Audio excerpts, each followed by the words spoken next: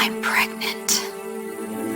I'm pregnant. I lied to him, looking straight into his eyes while my heart pounded so hard I thought it would give me away. He was the most dangerous man in the entire city, someone nobody dared to even look at, and I had just told him the biggest lie of my life. What happened next changed everything forever. But before I continue, tell me, where are you listening to this from? How old are you? Leave it in the comments because this story, I promise you, will touch your soul.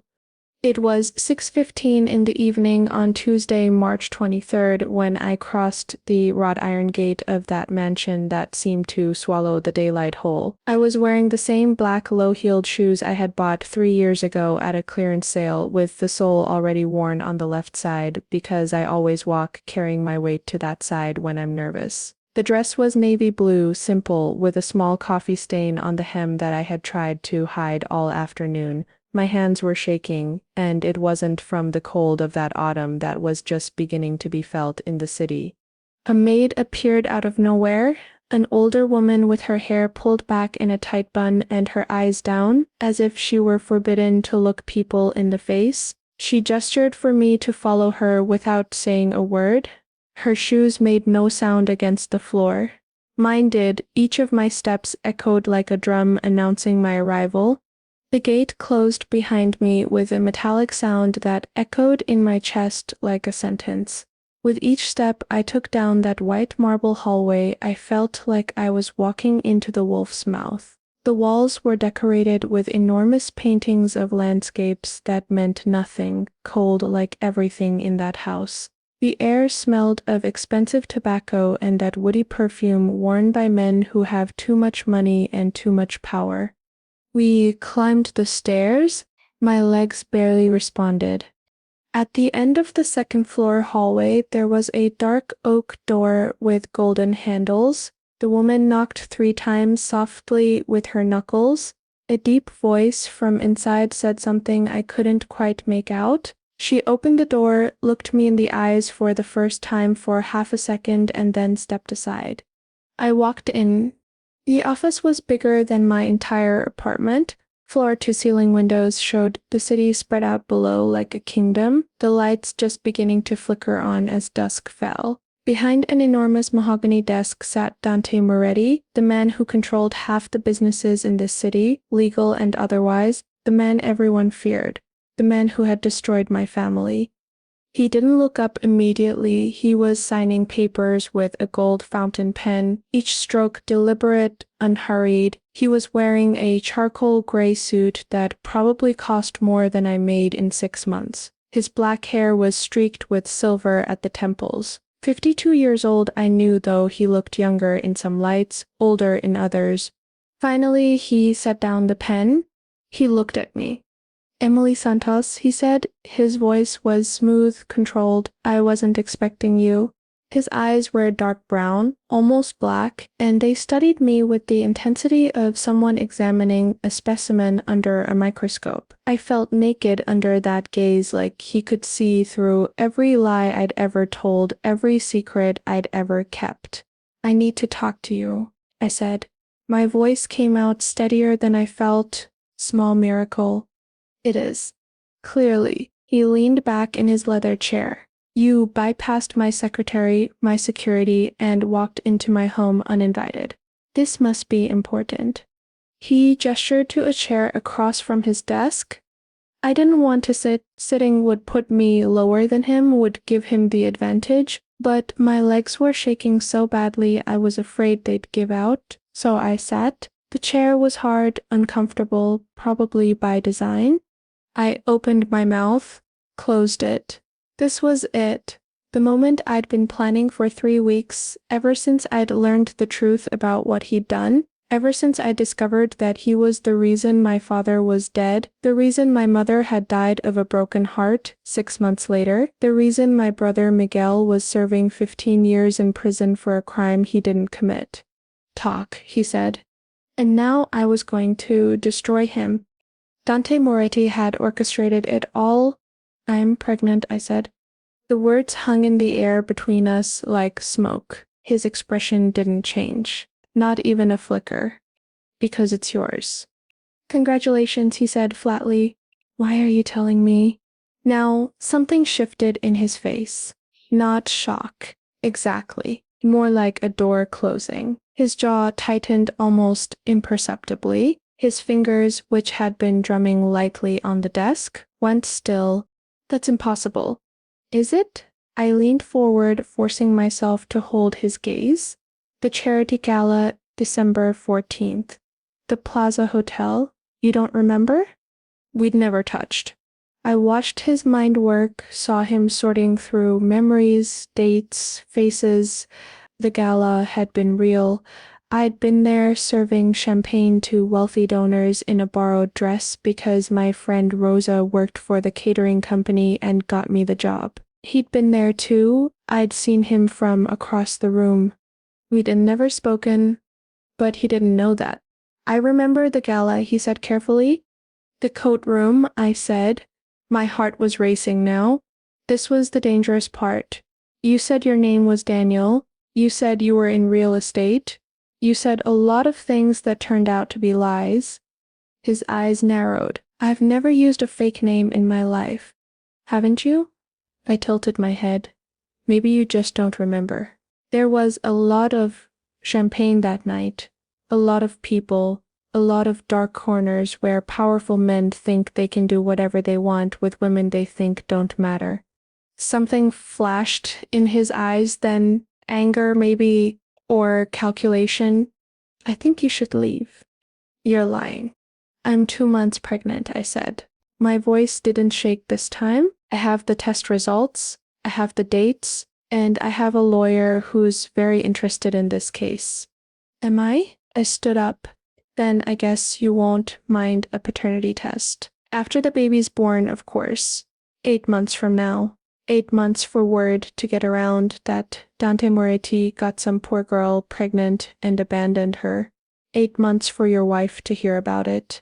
8 months for your business partners to wonder what else you're lying about. I turned toward the door. Wait. I stopped, didn't turn around, waited. There it was. The question I'd been waiting for. I turned slowly, letting him see the tears that had gathered in my eyes. They were real, these tears, but not for the reason he thought. They were for my father, who'd been honest his whole life and died because of this man's greed. For my mother, who'd wasted away from grief. For Miguel, rotting in a cell for a crime Moretti had framed him for. How much do you want? I don't want money, I said quietly. Everyone wants money. I want you to acknowledge this child. I want you to be a father. My baby deserves that much. He stared at me like I'd grown a second head. In his world, everyone had a price. Everyone wanted something. The idea that I might actually want him in my life, in my child's life, clearly hadn't occurred to him. You're insane. I'm a mother, I said. Or I will be, and I won't let my child grow up without a father like I did. He stood up, came around the desk. He was tall, over 6 feet, and he used his height like a weapon, moving into my space, trying to intimidate me. I held my ground even though everything in me wanted to run. That part was true, at least. My father had died when I was 15. Moretti had made sure of that. Let me be very clear, Miss Santos, he said softly, his voice like silk over steel. I don't know who put you up to this. I don't know what game you're playing, but you've made a serious mistake coming here. No mistake, I whispered, just the truth. You'll what? The words burst out of me before I could stop them. You'll ruin my life. Too late. You already did that. The truth. He laughed, but there was no humor in it. The truth is that you're a con artist, a very bad one, and if you try to spread this lie, if you go to any lawyer or any newspaper or anyone at all, I will destroy you. Do you understand? I will take everything you have. I will make sure you never work again in this city. I will. What are you talking about? I could have told him then, could have screamed the truth in his face, could have said, you killed my father, you destroyed my family, you're the reason for everything wrong in my life, and now I'm going to make you pay. His hand shot out and grabbed my arm, not hard enough to hurt, but firm enough to stop me from moving. We stood there, frozen, his fingers wrapped around my wrist, his face inches from mine. But I didn't. Nothing. I said, I'm not talking about anything. I'm just a pregnant woman trying to do right by her baby. That's all. Because this was just the beginning. Get out, he said finally. He let go of my arm, stepped back. I could see him thinking, calculating, trying to figure out my angle. I walked to the door, my legs somehow carrying me even though they felt like water. I had my hand on the doorknob when he spoke again. I looked back. Emily? This isn't over, he said. I walked out of that office, down that long hallway, down those marble stairs, past the silent maid who appeared like a ghost to show me out. I walked through that iron gate and onto the street where the evening had turned to full dark, where the streetlights cast orange pools on the sidewalk, where normal people were coming home from work and thinking about dinner and their families and all the small ordinary things that made up a life. No, I agreed, it's not. I walked 3 blocks before my legs gave out. I sat down on a bus stop bench and put my head in my hands and shook, not from fear. From rage. From the pure burning fury of having stood in the same room as the man who'd destroyed everything I loved and not being able to tell him, not yet, not until the trap was fully set. You okay, honey? I'm fine, I said automatically. I looked up.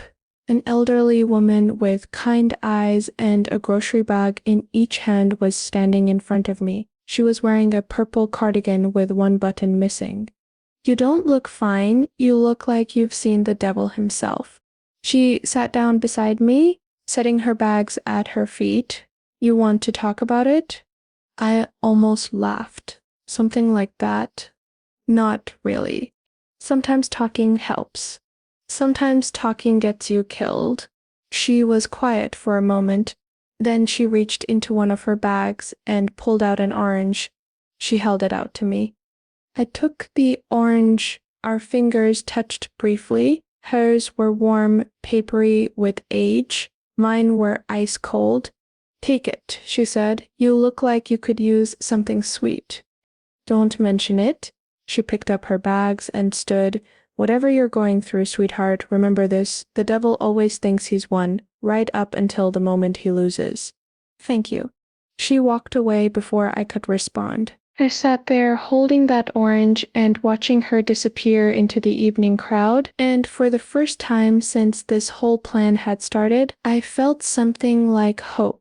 I got home an hour later. My apartment was on the 4th floor of a building that had seen better days about 30 years ago. The elevator didn't work. The hallway smelled like boiled cabbage and cat piss. My door stuck when I tried to open it. I had to put my shoulder into it. Inside, it wasn't much better. One room that served as bedroom, living room, and kitchen. A bathroom so small you could sit on the toilet and wash your hands in the sink at the same time. Water stains on the ceiling from when the upstairs neighbor's toilet had overflowed last winter. But it was mine. The only thing in this world that belonged to me and nobody else. I locked the door, threw the deadbolt, hooked the chain. Then I went to the loose floorboard under my bed and pulled it up. Inside was a shoebox. Inside the shoebox was everything I had on Dante Moretti, photos, documents, bank records. I'd paid a hacker $500 to get letters, names, dates, a web of corruption and crime going back 15 years. Marty had killed him over $10,000. And sitting on top of all of it was a photograph of my father.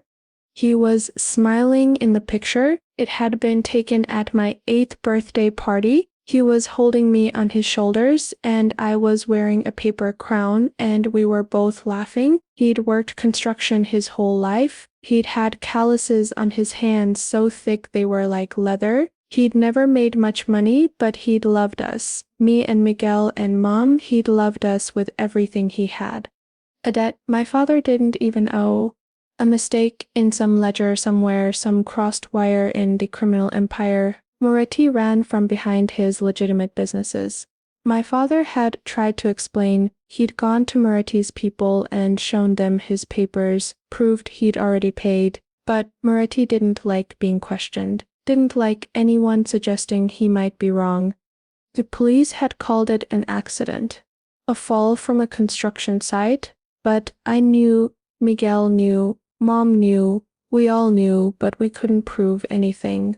And 6 months later, Mom was dead too, her heart just gave out, the doctor said, but really she died of grief, of hopelessness, of living in a world where men like Moretti could kill people and walk away smiling. So he'd made an example, and now I was going to make him pay all of it, because of Dante Moretti. And Miguel, my baby brother, 22 years old and so full of life, Moretti had framed him for drug possession with intent to sell, 15 years. Miguel, who'd never done drugs in his life, who'd been studying to be a teacher, who'd wanted to help kids like us who grew up poor but full of dreams. It was a dangerous lie, the kind of lie that could get me killed if he found out. But it was also the only lie that would get me close to him. The only way into his life, his home, his world. Because Dante Moretti didn't care about most people, but he cared about his reputation, about his legacy, about the image he presented to the world. I put the photo back in the box. Put the box back under the floor, lay down on my bed and stared at the water-stained ceiling and thought about the lie I'd told. The pregnancy that didn't exist. The baby that would never be born. A pregnancy, a scandal, a poor girl claiming he was the father that could hurt him. And once I was in his life, once I had access to his home, his family, his secrets, I could find what I needed to really destroy him. The evidence that would put him in prison for the rest of his life. I just had to survive long enough to get it. My phone rang, I pulled it out of my pocket. Unknown number, I almost didn't answer, but something made me pick up. Hello? Miss Santos. It was him, Moretti. His voice sent ice down my spine. We need to talk. Tomorrow, 1 o'clock. There's a cafe called Rosa's on Maple Street. Do you know it? I know it. Come alone? If you bring anyone, a lawyer, a friend, anyone, this conversation ends and you'll regret it. Do you understand? I understand. Good. He hung up. Or as safe as anywhere could be when you were dealing with a man like Dante Moretti. I sat there holding the phone, my hand shaking. Rosa's Cafe. I did know it. It was owned by my friend Rosa's mother, the same Rosa who'd gotten me the job at the gala. It was a small place, usually crowded, full of regular people, a public place, safe. I didn't sleep that night. I lay in bed watching the shadows move across my ceiling as cars passed on the street below, their headlights painting moving pictures in the dark. I thought about my father, about Miguel, about my mother's face in the hospital when she knew she was dying, when she'd grabbed my hand and made me promise to take care of Miguel, to be strong, to survive. I'd kept 2 of those promises. Tomorrow I'd start working on the 3rd. The next day was Wednesday. I woke up at 6, even though I hadn't fallen asleep until almost 4. I showered in water that never quite got warm enough. I put on my best outfit, which wasn't saying much. Black slacks with a small hole in the left pocket that I kept my hand over. A white blouse I'd ironed 3 times trying to get the wrinkles out. The same shoes as yesterday because they were the only decent ones I owned. I looked at myself in the bathroom mirror, 26 years old, but I looked older. My black hair pulled back in a ponytail showed the gray hairs I'd started getting after Mom died. My brown eyes had dark circles under them that makeup couldn't quite hide. I was thin, too thin, because some months I chose between food and rent usually won. I got to Rosa's Cafe at 12:45. Early because I wanted to scope it out, see the exits, plan my escape route if things went bad. The cafe was a small place wedged between a laundromat and a hardware store, with red checkered curtains in the windows and a bell that rang when you opened the door. It smelled like coffee and cinnamon and something baking in the back. But I was alive, and I was angry, and anger, I'd learned, could carry you a long way when you had nothing else left. Rosa's mother, Mrs. Delgado, was behind the counter. She was a round woman with gray hair and a smile that could warm the coldest room. When she saw me, her face lit up. "Emily, my God, sweetheart, it's been weeks. Where have you been hiding?" "Working, Mrs. Delgado. You know how it is." "Actually, I'm meeting someone." "Oh?" Her eyebrows went up. "A boy? Working too much from the looks of you, your skin and bones? Sit, sit. I'll get you something to eat." "Well, it's about time. Rosa was just saying yesterday, my friend Emily needs to find a nice man. Settle down. You're too pretty to be alone, sweetheart." Something like that. I forced a smile. "We'll see how it goes."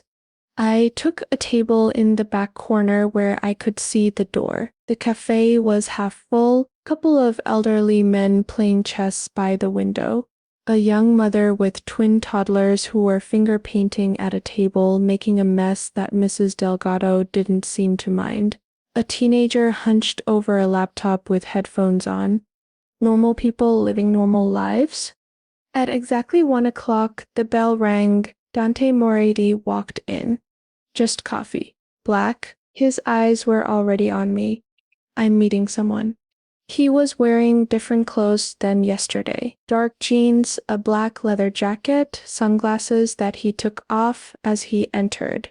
He looked like any other well-dressed man grabbing coffee. Nobody in the cafe gave him a second glance, except Mrs. Delgado, who hurried over with her warmest smile. "Welcome, welcome. What can I get you?" "Oh, Emily? Yes. Yes, she's right there in the back. Such a sweet girl, our Emily. Are you the one she's meeting? It's about time she found a nice man." His tone was polite but cold. Mrs. Delgado's smile faltered slightly, but she nodded and bustled away. Moretti walked over to my table and sat down across from me without asking permission. "The coffee, please." "You're early," he said. "So are you." "I don't like surprises." "Neither do I." We sat there looking at each other, up close in daylight. I could see the lines around his eyes, the scar above his left eyebrow that he usually hid with his hair. There was gray in the stubble on his jaw. He looked tired. "Good." Mrs. Delgado brought his coffee and a plate of pastries for the table. "On the house," she said, beaming. "Young love should be celebrated." But she was already gone, humming to herself as she went back to the counter. "We're not," I started. Moretti picked up his coffee, took a sip, set it down, all very deliberate, very controlled. "Emily Santos, 26 years old, lives alone in a one-room apartment on Birch Street, works 3 part-time jobs, none of them paying more than minimum wage. Father died 11 years ago in a construction accident. Mother died 6 months later. Brother serving time at Cedar Hill Correctional. I had you investigated last night," he said. My stomach dropped, but I kept my face neutral. He paused, watched me. "No mention of any baby." "It's early," I said. My mouth was dry. "I only found out 2 weeks ago." "Convenient." "No mention of any relationship, no boyfriend, no dates, nothing." "Because the father told me his name was Daniel. Because I didn't know who he really was until I saw his picture in the newspaper last week. Until I realized the man who got me pregnant was Dante Moretti." "The truth," he said, "is that you're running a scam. A very transparent one. You picked me because I'm wealthy. Because you think I'll pay to make you go away. But you made a mistake. It's the truth." "What mistake?" "You should have done your homework." He leaned forward. "I have cameras everywhere at the gala, in the hallways, in the coat room. I went through every single frame from that night. You know what I found?" My heart was pounding so hard I could hear it in my ears. "I found you," he said, "serving champagne, staying in the kitchen, most of the night, leaving through the service entrance at 11:30. You know what I didn't find? Me in the code room or anywhere near you. You erased the footage because you don't want your wife to know what you did. Why would I do that? My wife, he said slowly, has been dead for 3 years. The world tilted. I stared at him. His wife was dead, but the files I had, the information I'd gathered, everything said he was married. Everything said, "You didn't know that, did you?" He smiled, but it didn't reach his eyes. See, that's how I know you're lying. If we'd really had a relationship, even a one-night stand, you'd know the most basic facts about my life. But you don't, because we never met before yesterday. You're the one lying, I said, but my voice shook. Your wife, Victoria, she's alive.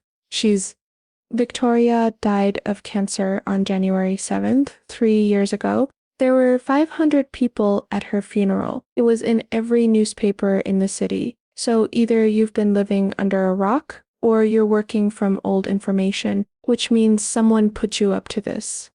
He stood up, threw a $20 bill on the table. He walked out. The bell rang as the door closed behind him. I'm going to find out who sent you. And when I do, they're going to regret it. And so are you. Now he was going to come after me. Emily, Mrs. Delgado, was suddenly beside me, her hand on my shoulder. Sweetheart, what's wrong? You're white as a sheet.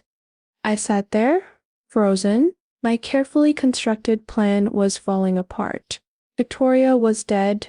The files I had were 3 years old, bought from a hacker who'd obviously given me outdated information, and now Moretti knew I was lying. No, it's fine. I just need to go. I'm fine, I whispered. That man, did he hurt you? Did he say something? Because I can call my husband. He can... Sit down. You're going to faint. I stood up too fast. The room spun. Mrs. Delgado caught my arm. I can't. I have to. But she was right. My legs gave out, and I collapsed back into the chair. Mrs. Delgado snapped her fingers at the teenager with the laptop. Marco, get her some water. Now. The boy jumped up and ran to the counter. Mrs. Delgado knelt beside me, her warm hands holding mine. Marco brought the water. I drank it. The room slowly stopped spinning. Breathe, sweetheart. Just breathe. I tried, but all I could think was that I'd failed. I'd walked into Dante Moretti's life with a lie, and he'd seen right through it. And now he was going to destroy me just like he destroyed my family. Thank you, I said to Mrs. Delgado. Don't thank me. Tell me what's going on. Who was that man? What did he do to you? I looked at her kind face, at the genuine concern in her eyes, and for a moment I almost told her everything, almost spilled the whole story right there in her cafe. But I couldn't drag her into this, couldn't put her at risk. I can't afford a cab. Nothing, I said. He didn't do anything. I haven't been feeling well. I should go home. I'll call you a cab. Mrs. Delgado, really, I'm fine. Then I'll drive you. You're not fine. And I'm not letting you get on a bus in this condition. End of discussion. I don't know what you're mixed up in, she said as we stopped at a red light. And you don't have to tell me. But Emily, sweetheart, I've known you since you were a little girl. I've watched you grow up. And I've never seen you look the way you looked at that man, like you wanted to kill him. 20 minutes later, I was in Mrs. Delgado's old station wagon, the seats covered in worn velvet, a rosary hanging from the rearview mirror. She drove carefully, both hands on the wheel, checking her mirrors constantly. I didn't say anything. I promise. Whatever he did to you, whatever happened, please be careful. Men like that, men who wear expensive clothes and have cold eyes, they're dangerous. Promise me you'll be careful. But we both knew I was lying.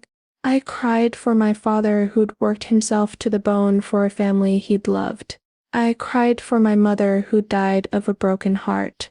I cried for Miguel, locked in a cell for a crime he hadn't committed. And I cried for myself, for the girl I used to be, the one who believed in justice and fairness and the idea that good people got happy endings. I cried. She dropped me off in front of my building. I climbed the 4 flights of stairs, unlocked my door, went inside, and then I did something I hadn't done since my mother's funeral. That girl was gone. In her place was someone harder, someone angrier, someone who was willing to lie and scheme and do whatever it took to make Dante Moretti pay for what he'd done.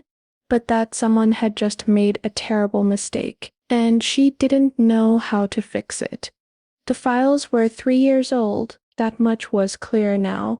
The bank records, the photographs, the documentation of Moretti's business dealings, all of it ended 3 years ago, right around the time his wife died. I don't know how long I lay there on my bed. The light outside the window changed from afternoon to evening to night. My phone rang twice. I didn't answer. Someone knocked on my door. I didn't move. Finally, around midnight, I got up, washed my face, made myself a cup of instant coffee, even though the last thing I needed was caffeine, and I pulled out the shoebox from under the floorboard and went through everything again. I'd been so focused on gathering evidence against him that I hadn't bothered to check if the information was current. Stupid. Careless. The kind of mistake that could get me killed. But there was something else in the box, something I'd almost forgotten about. A business card, slightly bent, with a name and phone number written in faded ink. Detective James Morrison, Homicide Division. I'd never called, because I didn't trust the police. Didn't trust anyone, really. And now, sitting in my apartment with a failed plan and a powerful enemy who knew I was coming for him, I was out of options. He'd given it to me 2 years ago, after I'd gone to the police station for the 100th time trying to get them to reopen my father's case. All the other detectives had brushed me off, told me it was an accident, told me to let it go. But Morrison had listened. He'd looked through the file, and when I'd left, he'd given me his card and told me to call if I ever had new evidence. I picked up my phone. Morrison. It rang 4 times. I was about to hang up when a groggy voice answered. Detective Morrison, my name is Emily Santos. You gave me your card 2 years ago. It was about my father's death. Victor Santos, you said, I'm sorry. I shouldn't have called.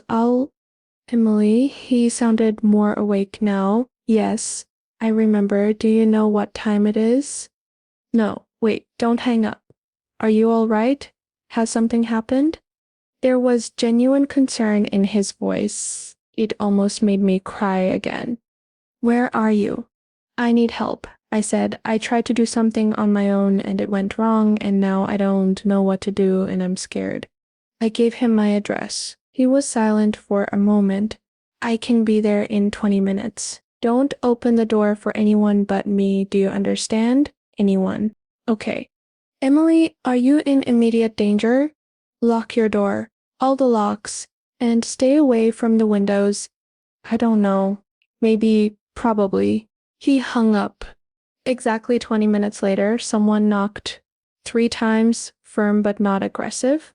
I did what he said, locked the door, threw the deadbolt, hooked the chain, pulled the curtains closed, sat on my bed with the lights off, and waited. Every sound in the hallway made me jump. Every car that passed outside made my heart race. I looked through the peephole. A man in his 40s, black, with close-cropped hair going gray at the sides. He was wearing jeans and a wrinkled button-up shirt like he'd gotten dressed in a hurry. He held up a badge to the peephole. Emily, it's Detective Morrison. I opened the door. Okay, tell me everything. He came in quickly, glanced around the small apartment, checked the window, then turned to me. So, I did.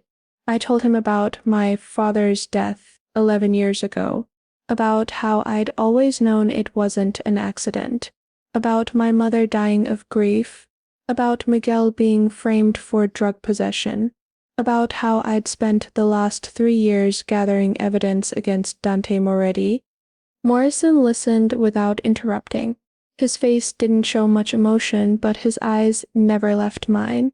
When I finished, he was quiet for a long moment, and I told him about the lie, the pregnancy, the plan to get close to Moretti so I could find proof of his crimes. "Do you know how lucky you are to be alive right now?" he finally said. "What?" "Dante Moretti, you walked into his house and tried to blackmail him with a fake pregnancy. Do you have any idea what he does to people who cross him? Let him come. I'm not afraid." "He killed my father?" "I know, and I know about your brother, and I know it's not fair, and it's not right. But Emily, what you did was suicide. If he'd wanted to, he could have made you disappear last night. The only reason you're still breathing is because you caught him off guard. But now that he's had time to think, to investigate, he's going to come for you. You should be." He ran a hand over his face. He looked tired, old suddenly. "I've been investigating Moretti for 7 years," he said. 7 years. "And I've got nothing. He's too careful, too protected. Everyone who might testify against him either disappears or suddenly develops amnesia. The evidence always vanishes. The witnesses always recant. He's untouchable. So you're saying I should just give up? Let him get away with murder. I'm saying you should stay alive. Go back to your life, stay away from Moretti, and maybe someday we'll get him, but not like this. Not with lies and schemes that are going to get you killed." I stood up. My hands were shaking, but my voice was steady. "Thank you for coming, detective. But I'm not going to stop. My father deserves justice. My brother deserves justice. And if the police can't give it to them, then I will. Emily, you should go. It's late." He looked at me for a long moment. Then he pulled out his card again and a pen. He wrote something on the back. "Okay, this is my personal cell, not the station number. If you're in trouble, if anything happens, you call me, day or night. Do you understand? Then help me beat him." "I can't. Not officially. I don't have enough evidence to even get a warrant. If I go after him without solid proof, my career is over and he walks free anyway." "I mean it. Moretti is not someone you can beat on your own." "What about unofficially?" He hesitated. I could see the war going on behind his eyes. The cop who followed the rules versus the man who wanted justice. "What do you know about Victoria Moretti?" I asked. Morrison's eyes narrowed. "What are you suggesting?" "His wife? She died of cancer. Why? Are you sure it was cancer?" "I'm suggesting that a man who's gotten away with murder for years, who's made evidence disappear and witnesses recant, might be capable of anything, including killing his own wife and making it look like natural causes." "I know, but think about it. Dame Victoria dies 3 years ago.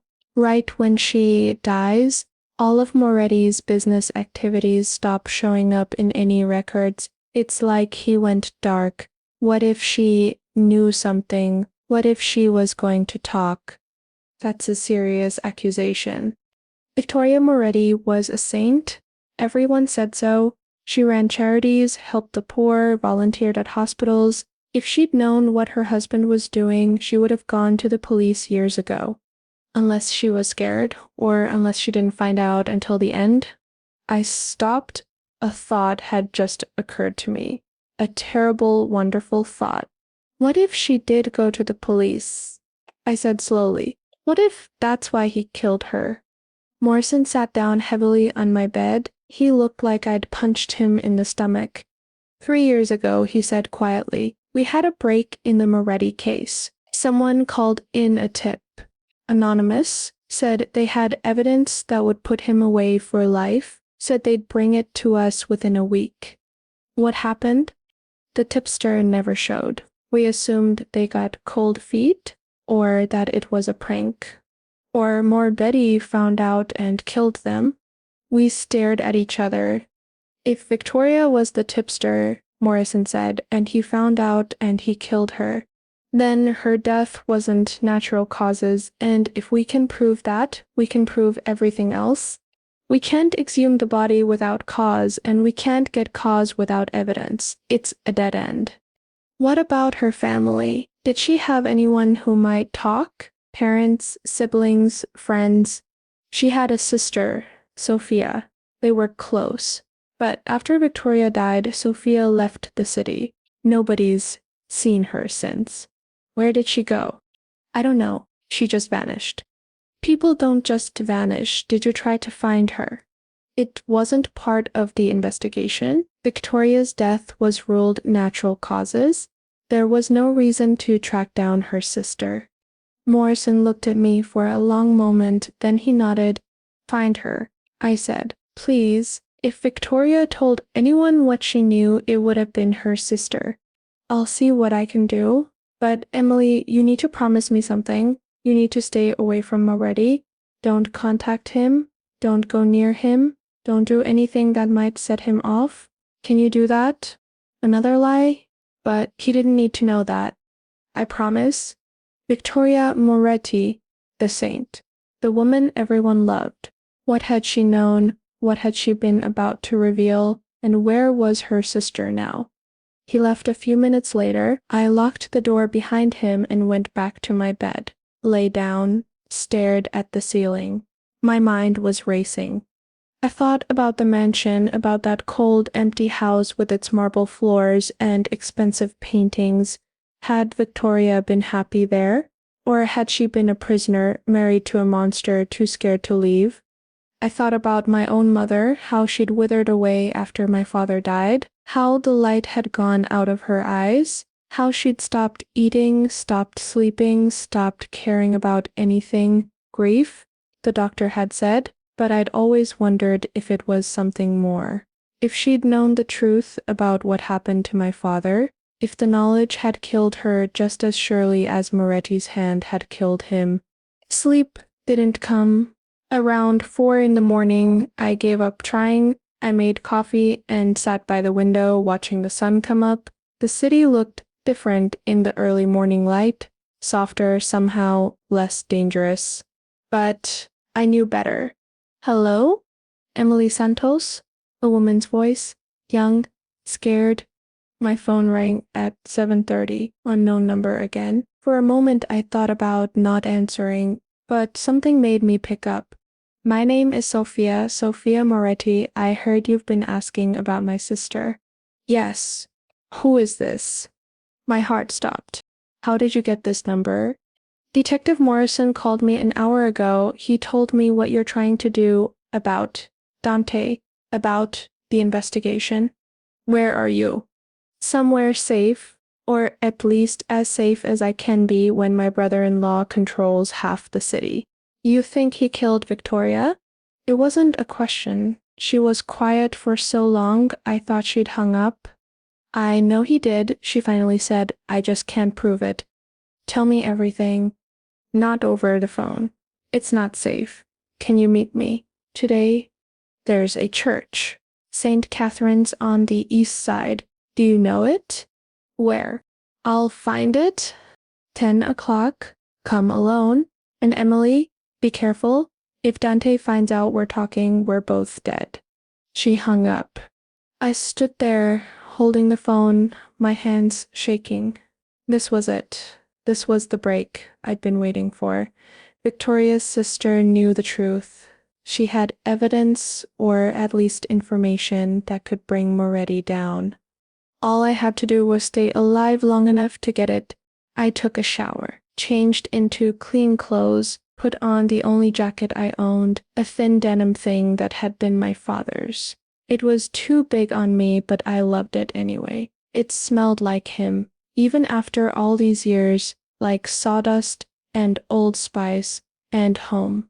I left the apartment at 8:30, took 2 buses and walked the last 6 blocks, checking constantly to make sure nobody was following me.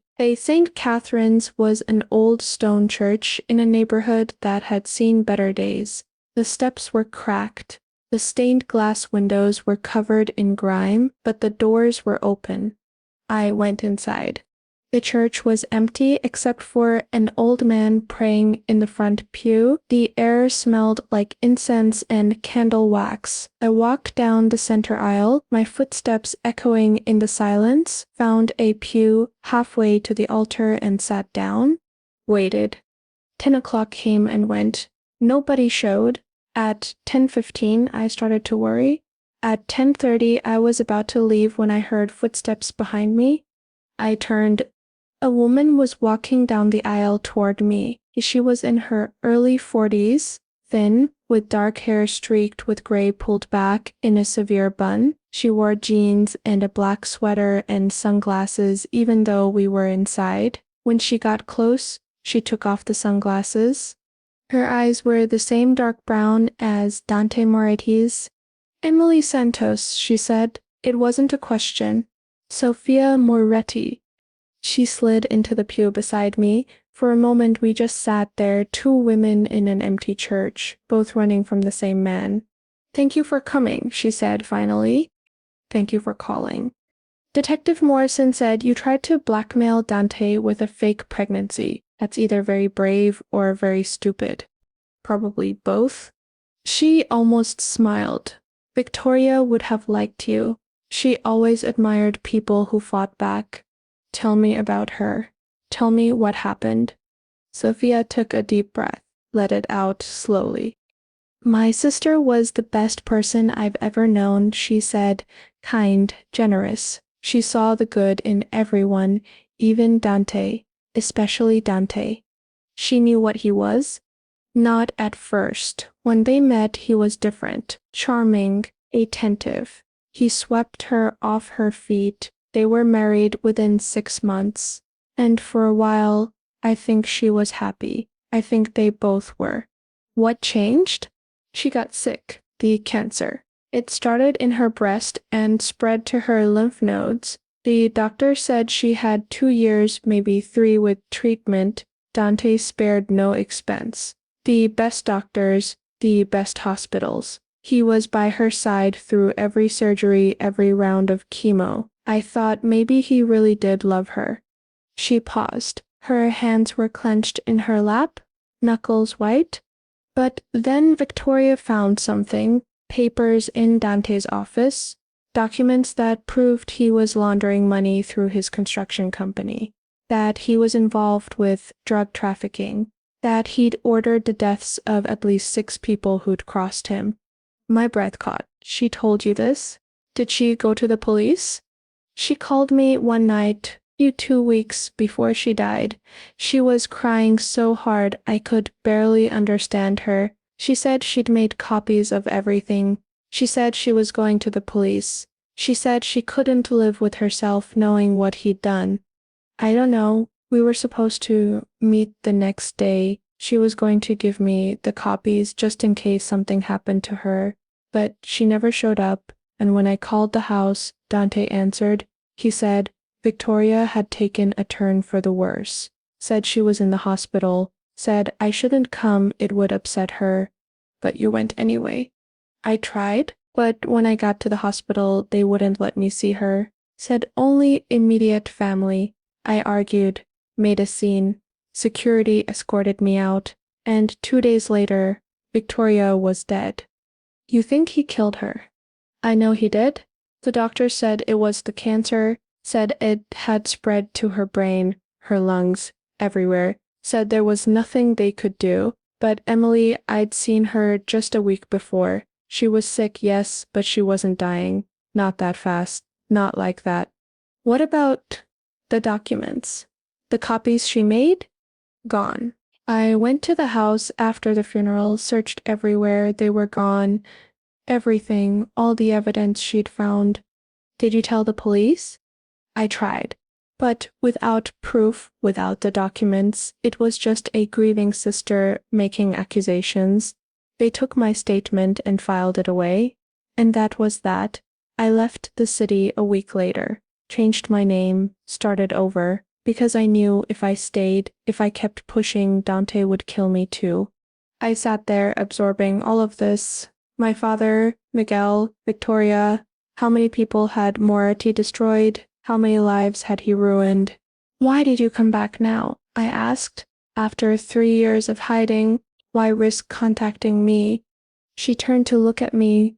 Her eyes were full of tears, but her voice was steady. Because Detective Morrison told me what you're trying to do. He told me you're willing to risk everything to bring Dante down, and I realized I've been a coward. I've been hiding while my sister's murderer walks free, while other people suffer because of him. I can't do it anymore. I have to help, even if it kills me. It might, I know, but at least I'll die trying to do the right thing. That's more than I can say for the last 3 years. I reached out and took her hand. Her fingers were cold, trembling. We're going to get him, I said. Together. We're going to make him pay for everything he's done. How? That was the question, wasn't it? We had no proof, no evidence, no documents, just the word of a sister who'd fled the city and a girl with a failed blackmail scheme. The medical records, I said. Victoria's medical records. If he killed her, there might be something there. Something the doctors didn't catch at the time but would make sense now if we looked at it the right way. But then I thought about something Sophia had said. About how Dainty had been by Victoria's side through every surgery, every treatment. About how he'd spared no expense on doctors and hospitals. Medical records are sealed. We can't access them without family permission.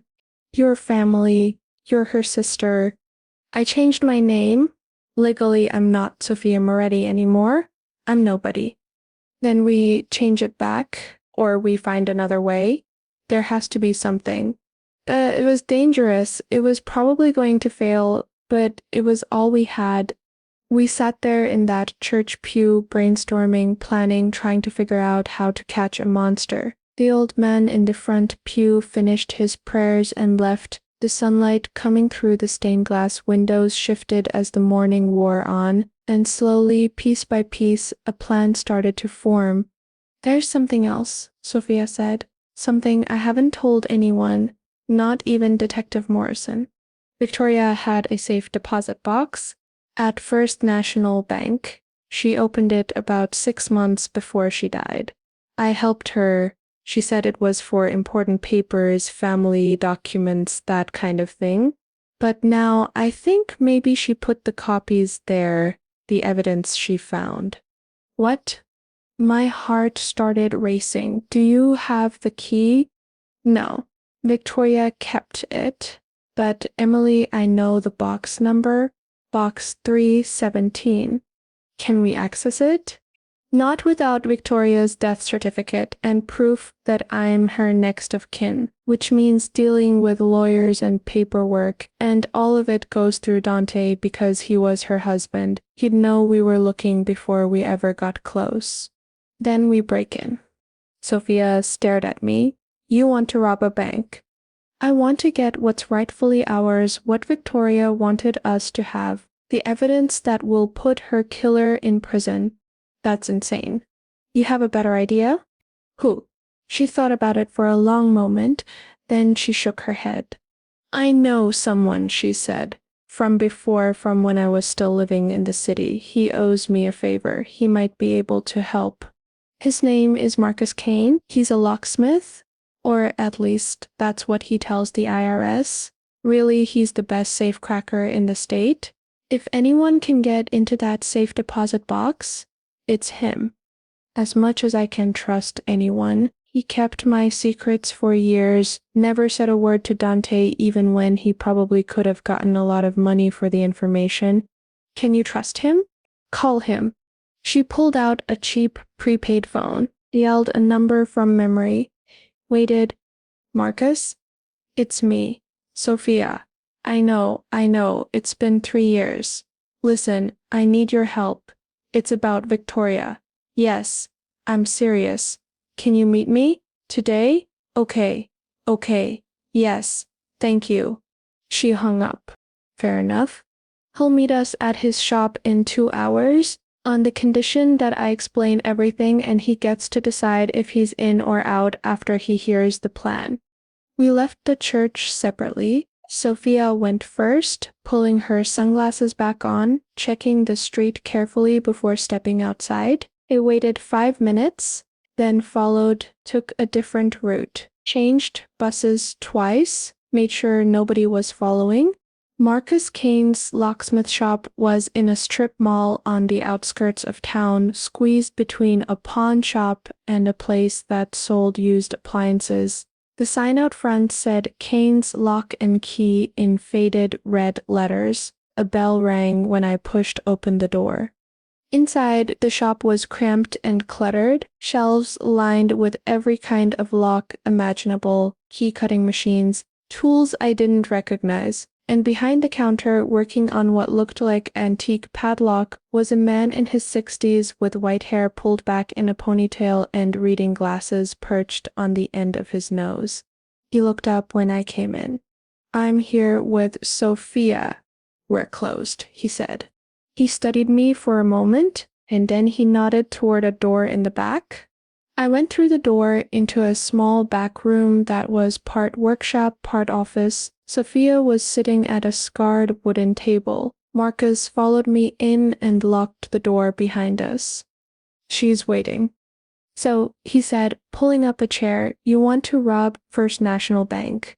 "I want to access a safe deposit box that belongs to my dead sister," Sophia said. "There's a difference." "Not to the police, there isn't. Will you help us? Or not?" Marcus looked between us. Then he sighed and took off his reading glasses. "I owe you," he said to Sophia. "When my daughter needed surgery and I didn't have the money, you paid for it. No questions asked. Said I could pay you back whenever. So yes, I'll help. But I want to understand what we're doing and why." So we told him everything about Victoria, about the evidence, about Dante Moretti and all the people he'd killed, about my father and my brother and all the lives he'd destroyed. When we finished, Marcus was quiet for a long moment. "I knew Victoria," he finally said. "Fixed the locks on her house once. Sweet lady. Always had a kind word for everyone. If Moretti killed her, then yeah, I'm in. Not for the money, not for any other reason except that it's the right thing to do." "Thank you," Sophia whispered. "Don't thank me yet. First National's security is tight. We're going to need time to plan this, and we're going to need help. At least one more person, maybe two." "I know someone," I said, "a hacker. He's the one who got me the files on Moretti in the first place. If we need to deal with electronic locks or security cameras, he can do it." "Get him," Marcus said. "We'll need all the help we can get." I pulled out my phone and scrolled through my contacts, found the number I was looking for, pressed call. "Yeah?" a young voice answered. Male, early 20s maybe. "Leo? It's Emily Santos. Remember me? The girl who overpaid for 3-year-old files? Yeah, I remember. What do you want?" "I need your help. In person this time? And I need it today." "I don't do in person. Too risky." Silence on the other end. "I'll pay you $5,000. "I don't have $5,000, Leo finally said. "Neither do I, but I will. As soon as we pull this job off." "What job?" "The kind that's going to put Dante Moretti in prison for the rest of his life." More silence. "Where and when?" he asked. I gave him the address of Marcus's shop. He said he'd be there in an hour. I hung up and looked at Marcus and Sophia. "Now what?" "Now we plan," Marcus said, "and we better make it good, because we're only going to get one shot at this." We spent the rest of the afternoon in that back room, hunched over blueprints of First National Bank that Marcus pulled from God knows where, mapping out security camera locations, guard schedules, vault access protocols. Leo showed up an hour later, a skinny kid with bad skin and nervous energy, but he knew his stuff. Within 15 minutes, he'd hacked into the bank's security system from his laptop and was walking us through their digital defenses. 2 seconds isn't much time, I said. Cameras refresh every 30 seconds, he said, pointing at his screen. But there's a 2-second gap between cycles. If you time it right, you can move through the blind spots. It's enough if you don't hesitate. What about the vault? Marcus asked. Separate system. Biometric scanner plus a 12-digit code that changes daily. I can bypass the scanner, but the code is going to be harder. They generate it using an algorithm tied to the date and time. I'd need at least a week to crack it. Then we need someone with access. Someone who works there. We don't have a week, Sophia said. We all looked at each other. Can you trust him? Marcus asked. I don't know, but Rosa would do anything for me. Maybe she can convince him. I might know someone, I said slowly. My friend Rosa, the one whose mother owns the cafe, her boyfriend works at First National. He's a teller. It's a lot to ask, Sophia said. Getting involved in something like this, it could ruin his life. So could letting Moretti get away with murder.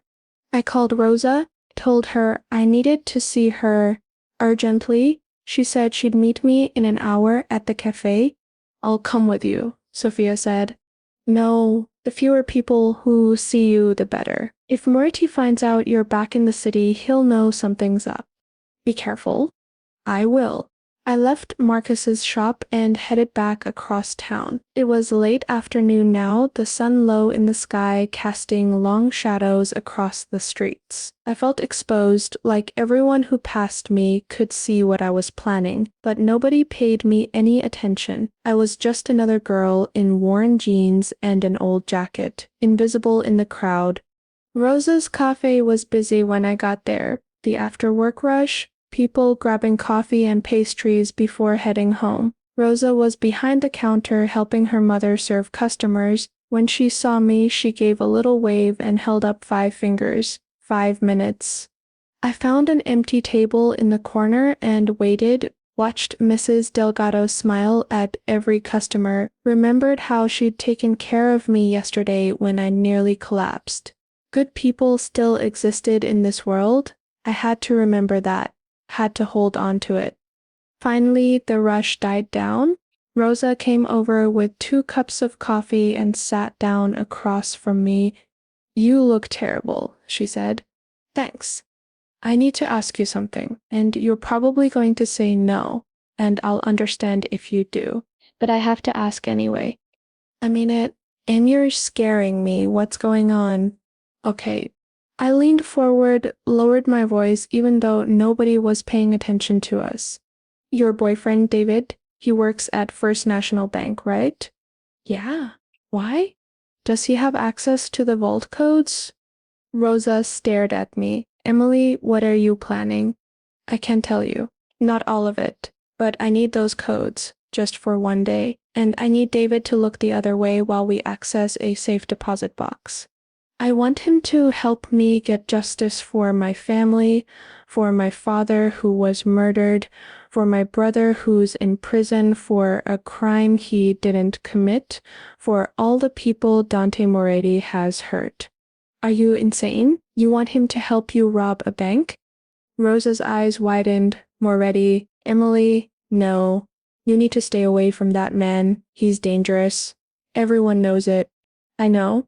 But he killed my father, Rosa, and he's going to keep killing people unless someone stops him. Then let the police stop him? The police can't touch him. He's too powerful, too protected. This is the only way. Rosa shook her head. I can't ask David to do this. If he gets caught, he'll go to prison. He'll lose everything. And if we do nothing, Moretti will keep destroying lives. How many more people have to die before we do something? I'm sorry, Em, I really am, but the answer is no. I can't risk David's future for this. She stood up, started to walk away.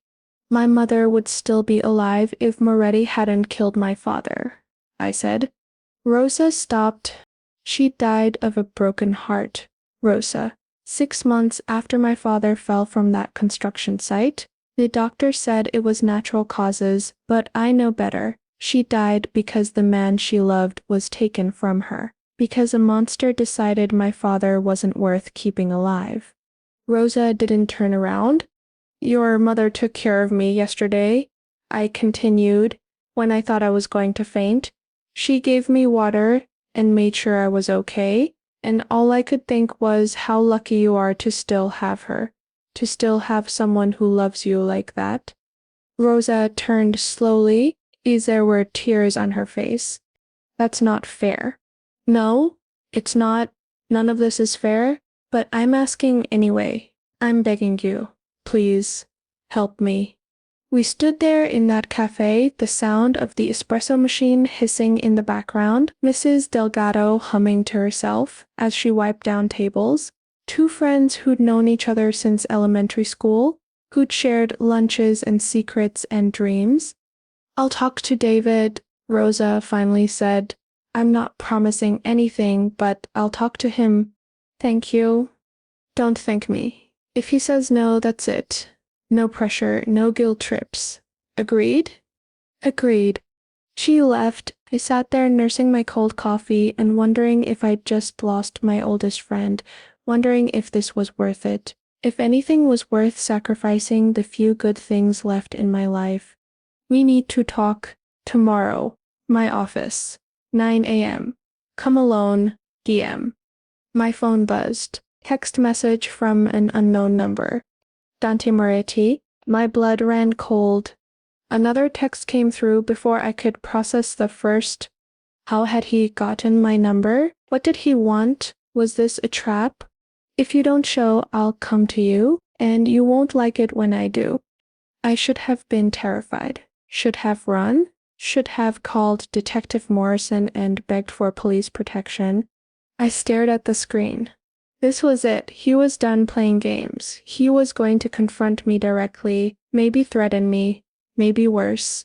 Instead, I felt something else, something dark and fierce rising in my chest. Let him threaten me, let him try to scare me. I'd been scared my whole life, scared of losing my family, scared of being poor, scared of powerful men who thought they could do whatever they wanted. I was done being scared. I texted back, I'll be there. His response came immediately, smart girl. I put my phone away, finished my coffee, said goodbye to Mrs. Delgado and walked out into the evening. The city was coming alive with its nighttime energy, restaurants opening, bars filling up, people laughing and talking and living their normal lives. And somewhere in all of it, Dante Moretti was waiting, planning, thinking he'd won. But he didn't know about Sophia, about Marcus and Leo, about the safe deposit box and the evidence it might contain, about the trap we were setting. He didn't know he'd already lost. I just had to survive long enough to spring it. Tomorrow morning I'd go to his office, face him again, and this time I'd be ready. I went back to my apartment, spent the evening going over everything we'd planned. The bank job would happen in 3 days. That was the earliest Marcus said he could get everything in place, which meant I had to keep Moretti busy for 3 days. Had to keep him focused on me and away from anything else that might make him suspicious. I didn't sleep well that night, kept having dreams where I was in the bank vault and the walls were closing in, where I was running through hallways and every door I opened led to another hallway, where I was drowning, and no matter how hard I tried to swim, the surface kept getting further away. I woke up at 5 a.m. covered in sweat, gave up on sleep, made coffee, watched the sunrise through my grimy window. At 8:30 I got dressed. Same black slacks, same white blouse, but this time I added my mother's necklace, a simple gold cross on a thin chain. She'd worn it every day of her life. It had been around her neck when she died. I touched it now, feeling the warm metal against my skin, felt my mother's presence, my father's strength. I wasn't alone. I'd never been alone. They were with me, always. I took the bus to Moretti's office building, a downtown high-rise, all glass and steel, reflecting the morning sun like a knife. His company, Moretti Development, occupied the top 3 floors. I gave my name to security. They made a call, nodded, directed me to the elevator. The ride up felt like it took forever. My stomach churned, my hands were clammy, but I kept my breathing steady, my face calm. The elevator doors opened onto a reception area that screamed money, marble floors, modern art on the walls. A receptionist who looked like she'd stepped out of a fashion magazine. "Miss Santos," she said with a smile that didn't reach her eyes, "Mr. Moretti is expecting you, right this way." She led me down a hallway to a corner office. He knocked once, opened the door without waiting for a response. Dante Moretti was standing by the window, his back to me, looking out at the city below. He was wearing a navy suit today, perfectly tailored. His hands were clasped behind his back. "That's all, Jennifer," he said without turning around. The receptionist left. The door clicked shut behind her. I stood there waiting. After a long moment, Moretti turned around. "Sit," he said, gesturing to a chair. "I'd rather stand." "Sit down, Miss Santos. Do you know why I asked you here?" he said. Something in his voice made me obey. I sat. He walked over and leaned against his desk, arms crossed, looking down at me. "To threaten me? To give you a choice." "What kind of choice?" "Yes. Let me. You can walk away right now. Drop this ridiculous pregnancy claim. Stop asking questions about me. Go back to your life, and I'll let you. And if I don't," his expression didn't change, "then I'll destroy you.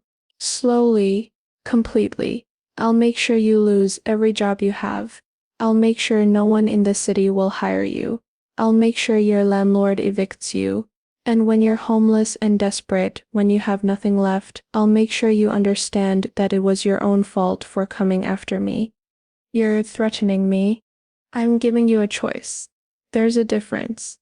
"I choose to keep going," I said, "because my father deserves justice, and you're going to give it to him." I stood up. We were close now, close enough that I could smell his cologne, see the flecks of gold in his dark eyes. "That's quite an accusation. Do you have proof?" "Because you did. You killed him. Your father," he tilted his head slightly, "Victor Santos, died in a construction accident 11 years ago. What makes you think I had anything to do with that?" "I will." "No, you won't, because there is no proof. Your father's death was an accident. Tragic, yes, but an accident nonetheless. He owed you money, money he'd already paid, but your people made a mistake in their records and came after him anyway. He tried to explain, tried to show them he'd paid, but you don't like being told you're wrong, so you had him killed, made it look like an accident." Morbidio was very still now. His eyes had gone cold. "Where did you hear this story?" "It doesn't matter. What matters is that it's true." "I did. They didn't believe me, said there was no evidence, said I was a grieving daughter who couldn't accept that accidents happen. If it were true, why didn't you go to the police?" "Maybe you should have listened to them." Something flickered across his face, just for a second, then it was gone. "Maybe you should have left my family alone."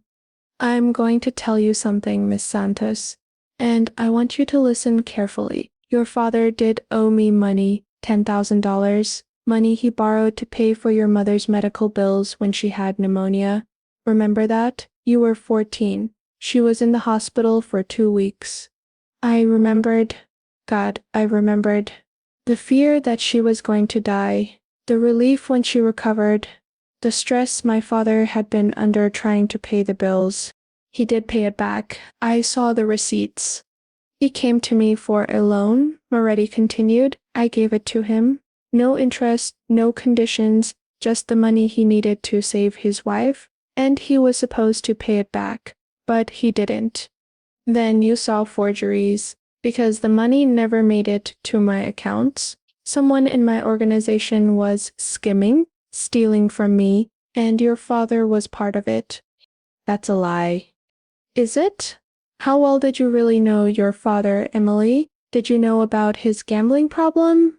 About the debts he owed all over the city? Did you know he was desperate, that he would have done anything for money? Shut up. Stop it. He stole from me. And when I found out, when I confronted him, he tried to run.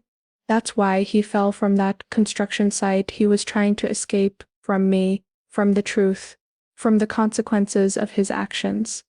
I didn't kill your father, Emily. He killed himself. Don't, he said softly. I don't remember moving, but suddenly I was on my feet, my hand flying toward his face. He caught my wrist effortlessly, held it in an iron grip. We stood there, frozen, his hand around my wrist, my face inches from his. I could feel my heart hammering against my ribs, could see my reflection in his dark eyes. Let go of me, I whispered. Are you going to hit me again? Maybe. He smiled, actually smiled. Then he released my wrist and stepped back. You've got fire? I'll give you that. I've got hate for you, for everything you've done. Yes, you are. Your hate is misplaced. I'm not the monster you think I am. No, he walked back to the window. I'm a businessman. I make deals. I solve problems. Sometimes those solutions are unpleasant, but they're necessary. You kill people. I protect my interests. My father wasn't a threat to your interests. No, but he was a thief, and I can't let theft go unpunished. If I did, everyone would think they could steal from me, and then where would I be? So you killed him to send a message. I didn't kill him, but yes, his death sent a message. That's the world we live in, Emily. Actions have consequences. And what about Victoria, your wife? What were the consequences of her actions? I said it without thinking, saw immediately that I'd made a mistake. Morty went very still. When he turned to look at me, his face was empty of all expression. Get out. Victoria, she found out what you were doing. She was going to the police, so you killed her too. What did you say? She knew, she had evidence. She was going to get out of my office. Now, why? Did I hit a nerve? Did I get too close to the truth? He crossed the space between us in 3 strides, grabbed my arm. Not gently this time. His fingers dug into my skin hard enough to bruise. You know nothing about my wife, nothing about what happened to her, and if you mention her name again, if you spread these lies about her, I will forget that I'm trying to be reasonable. Do you understand? You loved her. The realization hit me like a truck. You actually loved her. Get out. He practically threw me toward the door. I stumbled, caught myself, looked back at him. His face was twisted with something I hadn't seen before. Pain, real, raw pain. She died of cancer, he said. His voice was rough. She suffered. For 2 years she suffered, and I was there for every moment of it, every surgery, every treatment, every time she cried because the pain was too much. I held her hand. I told her it would be okay. I lied to her because the truth was too terrible. And when she finally died, when she finally stopped suffering, I buried the woman I loved and tried to figure out how to keep living in a world without her. He turned away from me. So don't you dare, he said quietly, stand in my office and accuse me of killing her. Don't you dare taint her memory with your conspiracy theories. Victoria was good, better than me, better than this whole damn city, and she died because life is cruel and random and unfair, not because of me. I stood there, speechless. This wasn't the cold, calculating criminal I'd built up in my mind. This was a man who'd lost someone he loved. A man who was still grieving. I'm sorry, I heard myself say. I didn't know. No, you didn't. Because you were too busy playing detective, making up stories about people you've never met, trying to turn your personal tragedy into some grand conspiracy. Your father owed money. He didn't pay. He ran. He fell. That's all. There's no mystery, no murder, just bad luck and bad choices. What about my brother, Miguel? What about the drugs you planted on him? I didn't plant anything on your brother. He was framed. He never did drugs. He was studying to be a teacher. Then maybe he had the wrong friends, or maybe he made a mistake, or maybe he's lying to you about what happened. I don't know, but I had nothing to do with it. I don't believe you. I don't care if you believe me. I care that you stop this crusade before you get hurt, because Emily, whether you believe it or not, I'm trying to help you. Help me? You're asking questions about things that don't concern you, and some of the people who might have answers are not as patient as I am. If you keep pushing, if you keep digging, you're going to anger someone who won't give you a choice, who won't invite you to their office for a conversation, who will simply make you disappear. Is that a threat? It's a warning. From someone who knows how this city works, how its dark corners operate. You're swimming in deep water, Emily, and you don't even know it. I wanted to believe he was manipulating me, wanted to hold onto my hate, my certainty that he was evil incarnate, but there was something in his eyes, something genuine, or maybe he was just that good a liar. Thank you for the warning, I said, but I'm not stopping. Maybe. But I'm a fool with nothing left to lose. Then you're a fool. I walked to the door, paused with my hand on the handle. Did you know Victoria was planning to turn you in? I asked. Did you know she'd found evidence against you? I didn't wait for an answer. Walked out, closing the door behind me. Walked past the receptionist into the elevator, down to the lobby, out onto the street. My hands were shaking, my arm hurt where he'd grabbed me, but I'd gotten what I came for. Confirmation that Victoria had found something and that Moretti was still sensitive about her death, which meant there was something there, something we could use. He said yes, she said when I answered. David said yes, he'll help, but Emily, he's terrified, and honestly, so am I. My phone rang Rosa. Thank you, Rosa, you don't know what this means. I hope we don't end up regretting this. You won't, I promise. Another lie. But what choice did I have? I called Marcus, told him we had our inside man, told him to move forward with the plan. We'd hit the bank in 2 days, Friday, right before closing, when the staff was tired and distracted, when security would be at its lowest. You sure about this? Marcus asked. No, but we're doing it anyway. That's what I like to hear. I spent the rest of the day preparing, went over the blueprints again, memorized every camera angle, every guard position, every possible escape route. Leo had installed malware on the bank's security system that would give us a 10-minute window where the cameras would loop old footage. 10 minutes to get in, get to the vault, open the safe deposit box, and get out. It wasn't much time. Thursday passed in a blur of nervous energy and last-minute planning. Sophia stayed hidden in Marcus's shop. Leo worked from his laptop, monitoring the bank's systems, making sure everything was ready. Marcus gathered the equipment we'd need. Lock picks, fake IDs, a van with stolen plates. And me. I tried not to think about all the ways this could go wrong. Friday morning, I woke up to my phone ringing, unknown number again. Hello? Miss Santos, this is Detective Morrison. I need you to come to the station now. My heart stopped. Why? What's wrong? Just come to the station and Emily, don't talk to anyone until you get here. Not Moretti, not your friends, no one. Understand? I understand. He hung up. I got dressed, my mind racing. The job was supposed to go down at 4 this afternoon. It was only 9 a.m. I could talk to Morrison, deal with whatever this was, and still make it in time. I stared at my phone. This couldn't be good. Had he found out about the bank job? Was I about to be arrested for conspiracy? I took the bus to the police station. The same building I'd been to dozens of times trying to get anyone to listen to me about my father's death. It felt different now, more intimidating. "Follow me," he said. Morrison was waiting for me in the lobby. He looked worse than he had at my apartment. Dark circles under his eyes, 3 days of stubble on his jaw.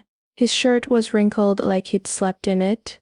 He led me through the station to a small interview room, closed the door, sat down heavily in one of the chairs. "You're not in trouble," he said. "Not yet, anyway." "Then why am I here?" "Because I need to show you something that changes everything." Inside were photographs. Crime scene photos. A man lying on a concrete floor in a pool of blood. His face was turned away from the camera, but I could see dark hair, a leather jacket. He pulled a manila folder from under his arm, set it on the table between us, opened it. "Who is that?" I asked. "Okay, so..." His name was Carlo Russo. He worked for Dante Moretti, mid-level enforcer. He collected debts, roughed up people who didn't pay, that kind of thing. So he was found dead in a warehouse on the east side last night, shot 3 times in the chest, execution style. I still don't understand why I'm here. Morrison pulled out another photo. This one showed a close-up of the victim's hand. There was writing on it, shaky, done with what looked like the victim's own blood. I stared at it. My name, written in blood, Santos. "We think he was trying to tell us something," Morrison said. "We think his last act was to write your name, to tell us who ordered his death." "You think I killed him?" My voice came out higher than I meant it to. "No, I think Dante Moretti killed him, or had him killed, and I think he did it because of you." The room seemed to tilt. "I don't understand." "Carlo Russo. He was the one who killed your father." The words didn't make sense.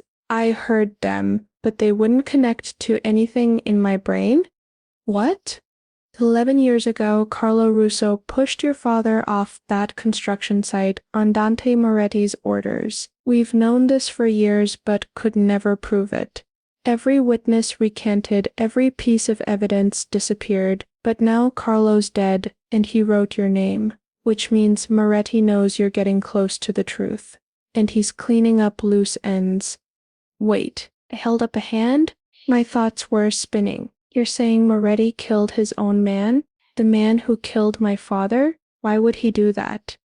But that means because you scared him. When you walked into his office and accused him of killing your father, you proved you were serious, that you were going to keep digging until you found proof. So he eliminated the one person who could connect him to Victor Santos's death.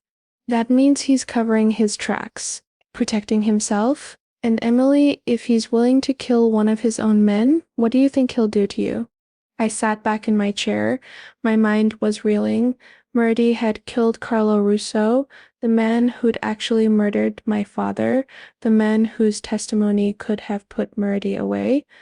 But it also meant I'd pushed too hard, moved too fast, and now people were dying. Which meant I'd been right about all of it. "You need to stop," Morrison said. "Whatever you're planning, whatever you're doing, it needs to stop now, before more people die." "I can't." "Emily, time for what?" "You don't understand. I'm so close, I just need a little more time." I almost told him, almost explained about the safe deposit box, about the evidence Victoria had hidden, about the job we were pulling in 7 hours. But something stopped me. "I can't tell you," I said. "Not yet. But soon, very soon, I'll have everything you need to arrest Moretti, to put him away for good." "And how many more people are going to die before then?" "No one. I swear, no one." He studied me for a long moment. "You're lying."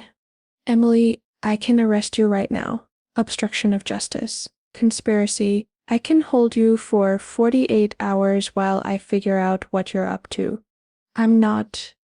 "You won't."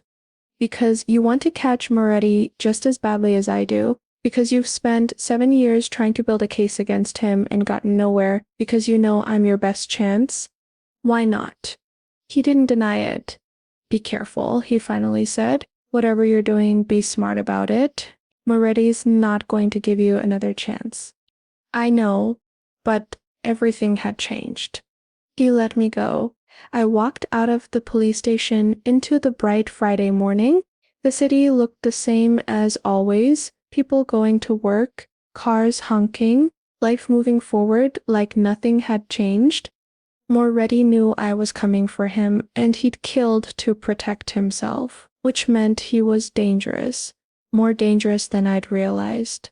What could possibly go wrong? And tonight, in just a few hours, I was going to walk into First National Bank and try to rob him of the one thing that could destroy him. I met the others at Marcus's shop at noon. We went over the plan one final time. Leo would disable the security cameras at exactly 4:15. That would give us our 10-minute window. Marcus and I would go in through the front entrance as customers. Sophia would wait in the van outside. David, Rosa's boyfriend, would let us into the vault area under the pretense of helping us with a safety deposit box. Once inside, Marcus would crack box 317. I'd grab whatever was inside. We'd walk out the front door like normal customers, get in the van, drive away. Simple, clean. What could go wrong? Everything, Marcus said when I voiced the question out loud. Everything can go wrong, but we're doing it anyway. Because it's right, Marcus said. Because Victoria was a good person who deserved better. Because people like Moretti need to know they can't just hurt people and walk away. Because sometimes you have to risk everything to do the right thing. Why? Sophia asked. She looked scared. We all did, really. We all nodded. There was nothing more to say. At 3:30 we loaded into Marcus's van. It was an old plumber's van with the name of a fake company painted on the side. And Marcus drove. I sat in the passenger seat. Sophia crouched in the back, hidden from view. The drive to the bank felt like it took both seconds and hours. My palms were sweating. My heart was racing. I kept thinking about my father, about my mother, about Miguel in prison, about Victoria Moretti, and all the others who'd suffered because of one man's greed. This was for them. We parked 2 blocks away. Marcus and I walked to the bank. We looked like any other customers. He was wearing khakis and a polo shirt. I had on a sundress I'd borrowed from Rosa with a cardigan over it to hide the shaking of my hands. We walked through the front door at exactly 4:10. The bank was starting to empty out, end of the day. Most people had already done their banking. There were only about a dozen customers left, and half of them were on their way out. David was at his teller window. He saw us come in, gave the tiniest nod. At 4:15 exactly, Leo's malware kicked in. His security cameras were now showing looped footage from 30 minutes ago. As far as the system was concerned, the bank was empty except for staff. Marcus and I walked to the desk where you filled out deposit slips, pretended to be looking for forms. Waited. David left his window, walked over to us. "Can I help you?" he said. His voice was steady, but I could see the fear in his eyes. "Yes," I said. "We need to access a safe deposit box." "Of course. Follow me."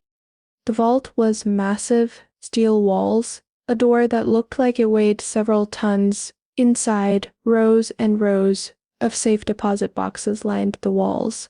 He led us through a door marked "Authorized Personnel Only," down a hallway, past offices where bank employees were packing up for the day, not paying us any attention, through another door to the vault area. "Which box?" David asked. 317. He pulled out a key ring, found the master key, and led us to box 317, upper right corner, small box, maybe 6 inches by 12 inches. David inserted the master key, turned it, the lock clicked. He stepped back. "You have 5 minutes," he said. "Then I have to lock everything up for the night." He walked away. He left us alone. Marcus pulled out his tools. "Hold this," he said, handing me a small flashlight. I held it steady while he worked. His hands were calm, confident. The pick slid into the lock. He closed his eyes, feeling the tumblers. 30 seconds. A minute. Click. The box opened. Inside was a manila envelope. Heavy, heavy. I pulled it out with shaking hands. We walked back through the vault door, down the hallway. David was waiting by the authorized personnel door. He opened it for us without a word. We walked through, back into the main bank area. "We need to go," Marcus said, "now," and stopped. He was wearing a black suit. His hands were in his pockets. He was smiling, but his eyes were cold.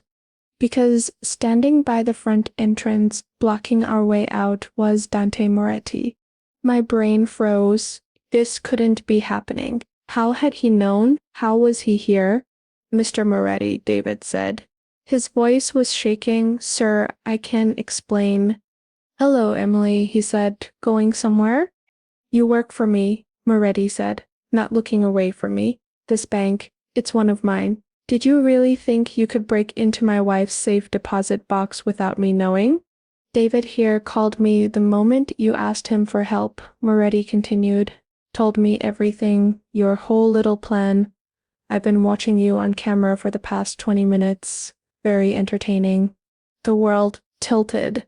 His bank? First National was one of Moretti's businesses. How had we missed that? How had we been so stupid? The cameras I let you think were disabled? Really, Emily? Did you think I'd leave my security system vulnerable to a mediocre hacker? I have the best digital protection money can buy. Your friend Leo's malware was detected and quarantined the moment he tried to install it. The cameras were disabled, I said. Marcus put a hand on my arm. "Run," he whispered. "Give me the envelope," Moretti said. But Moretti's men were already moving. 3 of them, big guys in suits, blocking the doors. We were trapped. "No. Emily, don't make this worse than it already is. Give me the envelope and I'll let you walk away. You and your friend David will lose his job, but he'll keep his life. Everyone goes home. No one gets hurt. You'll kill us anyway." "No, I won't. As much as you've irritated me, as much trouble as you've caused, I don't want to hurt you. I never wanted to hurt you. I just want you to stop." The envelope slipped from my hands, fell to the floor. "Your family," he laughed, but it sounded tired. "Emily, I'm going to tell you something, and I want you to really hear it. I didn't kill your father. Carlo Russo did. And yes, I ordered it. Because your father wasn't just gambling, wasn't just stealing. He was working with the FBI. He was wearing a wire. He was trying to set me up. Then you should have left my family alone." "You're lying." "Your father was an informant. He agreed to help the FBI build a case against me in exchange for immunity on his gambling debts. He was recording our conversations, gathering evidence. He was going to testify against me." "Stop it." My hands were numb, but somehow I bent down, picked up the envelope, opened it. Inside were documents, bank records, photos, and near the bottom, like he said, a photograph. "Check the envelope, the one you just stole. There's a photo in there. Near the bottom, you'll see my father standing next to a man I didn't recognize. They were in what looked like an office, and my father was wearing something under his shirt. You could see the outline of it, a wire. Victoria found that photo in my files," Moretti said. "She confronted me about it, asked me what I'd done. I told her the truth, that your father was a traitor, that I'd done what I had to do. She was horrified, said I was a monster, said she was leaving me." He paused. When he spoke again, his voice was rough. "No," I whispered. "She died 2 weeks later. The cancer that had been in remission came back with a vengeance. The doctors said it was unusual. that it happened faster than they'd ever seen. And I wondered every day since if the stress had caused it, if me telling her the truth had killed her. So she was going to turn you in, I said. No, she never got the chance. She was going to. She told me so. Said I had to turn myself in or she'd do it for me, but then she got sick. Really sick. And by the time I realized how bad it was, she was too far gone to make good on her threat. Good, I said. My voice broke. You deserve it. He walked closer, stopped about 6 feet away from me. The evidence in that envelope, it's everything I've ever done, every crime, every payoff, every body. Victoria compiled it all. She was thorough. If you give that to the police, I'll spend the rest of my life in prison, maybe even get the death penalty. Maybe. But Emily, think about what I just told you. Your father wasn't the innocent victim you thought he was. He was a rat, a federal informant. In my world, there's only one punishment for that. I did what anyone in my position would have done. He was trying to save his own skin. He was trying to do the right thing. You're lying about all of it. The wire, the FBI, all of it. You're just trying to manipulate me. Am I? He pulled out his phone, pressed a few buttons, turned it toward me. On the screen was a scanned document, an FBI report, and there in black and white was my father's name, confidential informant. His testimony would be used in a case against Dante Moretti and his organization. The document was dated 2 weeks before my father died. I couldn't breathe, couldn't think. My whole world had just inverted. Everything I thought I knew was wrong. My father hadn't been murdered for refusing to pay a debt. He'd been murdered for betraying a criminal, for turning informant. I'm sorry, Moretti said, and he actually sounded like he meant it. I know this is hard to hear, but your father made choices, bad choices, and those choices had consequences, which meant... Miguel, I whispered, my brother, you said you didn't frame him, but he went to prison right after my father died. That wasn't a coincidence. No, it wasn't. Your brother was selling drugs to pay off your father's gambling debts. Small-time stuff. Pills mostly. He wasn't very good at it. Got caught within a month. You're saying he really was guilty, but I'm saying you're chasing ghosts. Emily, you've built this whole conspiracy theory around your family's suffering, but the truth is much simpler and much sadder. Your father gambled. Your brother sold drugs. Your mother couldn't cope with the shame of it all. These were their choices. Their failures. Not mine. I run a business. Yes, it's illegal. Yes, people get hurt. But I don't go around destroying innocent families for fun. I react to threats. I protect what's mine. That's all. He held out his hand. Give me the envelope. Walk away, start over, or don't. Keep the envelope. Give it to the police. Watch me go to prison. But know that everything in there, every death, every crime, they all had reasons. Right or wrong, they had reasons. I looked down at the envelope in my hands. Everything I'd worked for was right here. All the evidence I needed to make Moretti pay, to get justice for my father. Had he deserved it?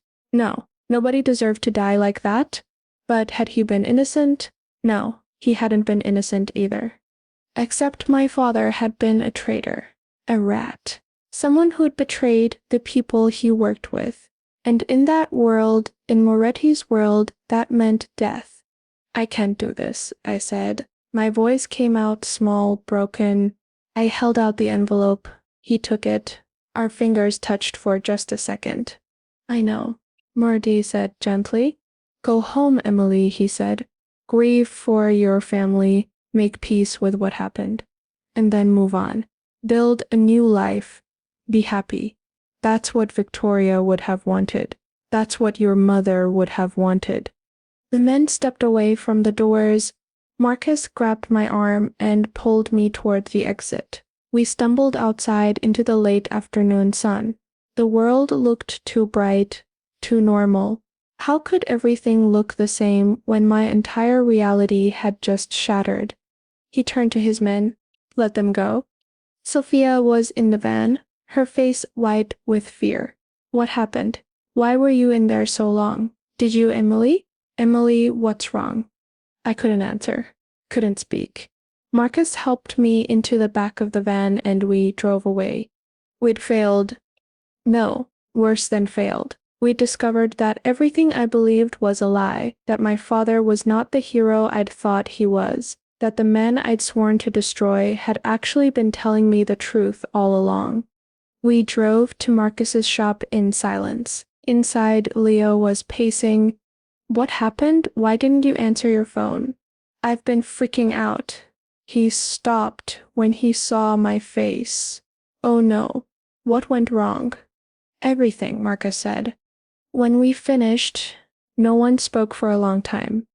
We told them about Moretti being there, about the bank being his, about my father being an informant, about all of it. Is it? Sophia said quietly. What choice do we have? I said. Everything I thought I knew was wrong. My father wasn't murdered for owing money. He was executed for betraying criminals. That's different. So that's it? Leo finally said, we just give up? We all looked at her. Because he... Is it different? She repeated. Your father was trying to do the right thing, trying to help the police catch a dangerous criminal, trying to make the city safer, and he was killed for it. How is that any less wrong than what I thought happened? It's exactly the same. They both stood up to Dante Moretti. They both paid for it with their lives. And now you're going to let him win? Let him walk away? Let him keep hurting people? It's not the same. Because he what? Because he wasn't perfect, because he made mistakes. Emily, my sister, wasn't perfect either. She stayed married to a monster for years, looked the other way while he built his empire, only tried to stop him when she was dying, and had nothing left to lose. But she still tried, just like your father tried. How? I don't have the evidence anymore. He took it. Then we get it back. I know my sister's handwriting. I know her signature. And I know she didn't just keep one copy of that evidence. Victoria was too smart for that. She would have had a backup, hidden somewhere Dante didn't know about. Where? Sophia stood up. There was a fire in her eyes I hadn't seen before. She was right. God help me. She was right. My father had been trying to do the right thing. He'd been working with the FBI to take down a criminal. That made him brave, not a traitor. That made him a hero. And I'd almost given up on him. I don't know. But I'm going to find out, because I'm done hiding. I'm done being scared. And I'm done letting that man destroy good people's lives. Okay, I said, okay, what do? We go back, Sophia said, to the mansion, to Victoria's things. Dante probably went through everything after she died. But Victoria was clever. She would have hidden a backup somewhere he wouldn't think to look. And you think you can find it? And you didn't mention this before because I know I can. Because I was there when she was packing her important papers away. She told me she was putting them somewhere safe, somewhere only I would think to look. Because I forgot. Because it was 3 years ago and I was grieving and I wasn't thinking clearly. But now I remember, she said, if anything happens to me, look where we used to hide from Mother's scolding. You'll find what you need. Sophia smiled. It was a sad, bittersweet smile. Where's that? The attic. There's a loose board under the window seat. Victoria and I used to hide there when we were kids. She'd stash her diary, her love letters, all her secrets. If she hid a backup of the evidence, that's where it would be. So we break into Moretti's house?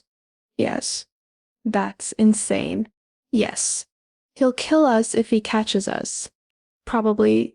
I looked at Marcus and Leo. You don't have to come. This isn't your fight. Like hell it isn't. Marcus said, I'm in. Me too, Leo added. Besides, I've always wanted to hack a mansion's security system. When? I asked Sophia. This is crazy. Tonight, Dante hosts a charity poker game every Friday night. He'll be in the study with a bunch of rich men drinking expensive whiskey and pretending to care about the poor. The house will be full of caterers and servers. We can blend in. And the attic, it's in the old part of the house. No one ever goes up there. Yes, Sophia agreed, but it's our only chance. We spent the next 3 hours planning. Leo hacked into the mansion's security system, the real one this time, and found the attic camera. There was only one, pointed at the stairs. Easy enough to avoid if we came in through the window. Marcus got us catering uniforms, black pants, white shirts, black bow ties. We'd walk in through the service entrance with the other servers. No one would look twice at us. Sophia drew us a map of the house, showed us where the attic was, where the window seat was located, the best route to get there without being seen. At 9 o'clock, we loaded back into the van, drove across town to Moretti's mansion. The place was lit up like Christmas. Cars lined the driveway. Men in expensive suits were going in through the front entrance. We went around back, parked near the service entrance, watched as caterers carried in trays of food and cases of liquor. When the next group went in, we joined them. Nobody questioned us. We were just more servers in a sea of black and white. We carried empty trays and looked busy, and no one paid us any attention. The mansion was even more impressive from the inside. Crystal chandeliers, oriental rugs, art that probably cost more than I'd make in 10 lifetimes. And everywhere rich men laughing and drinking and celebrating their wealth.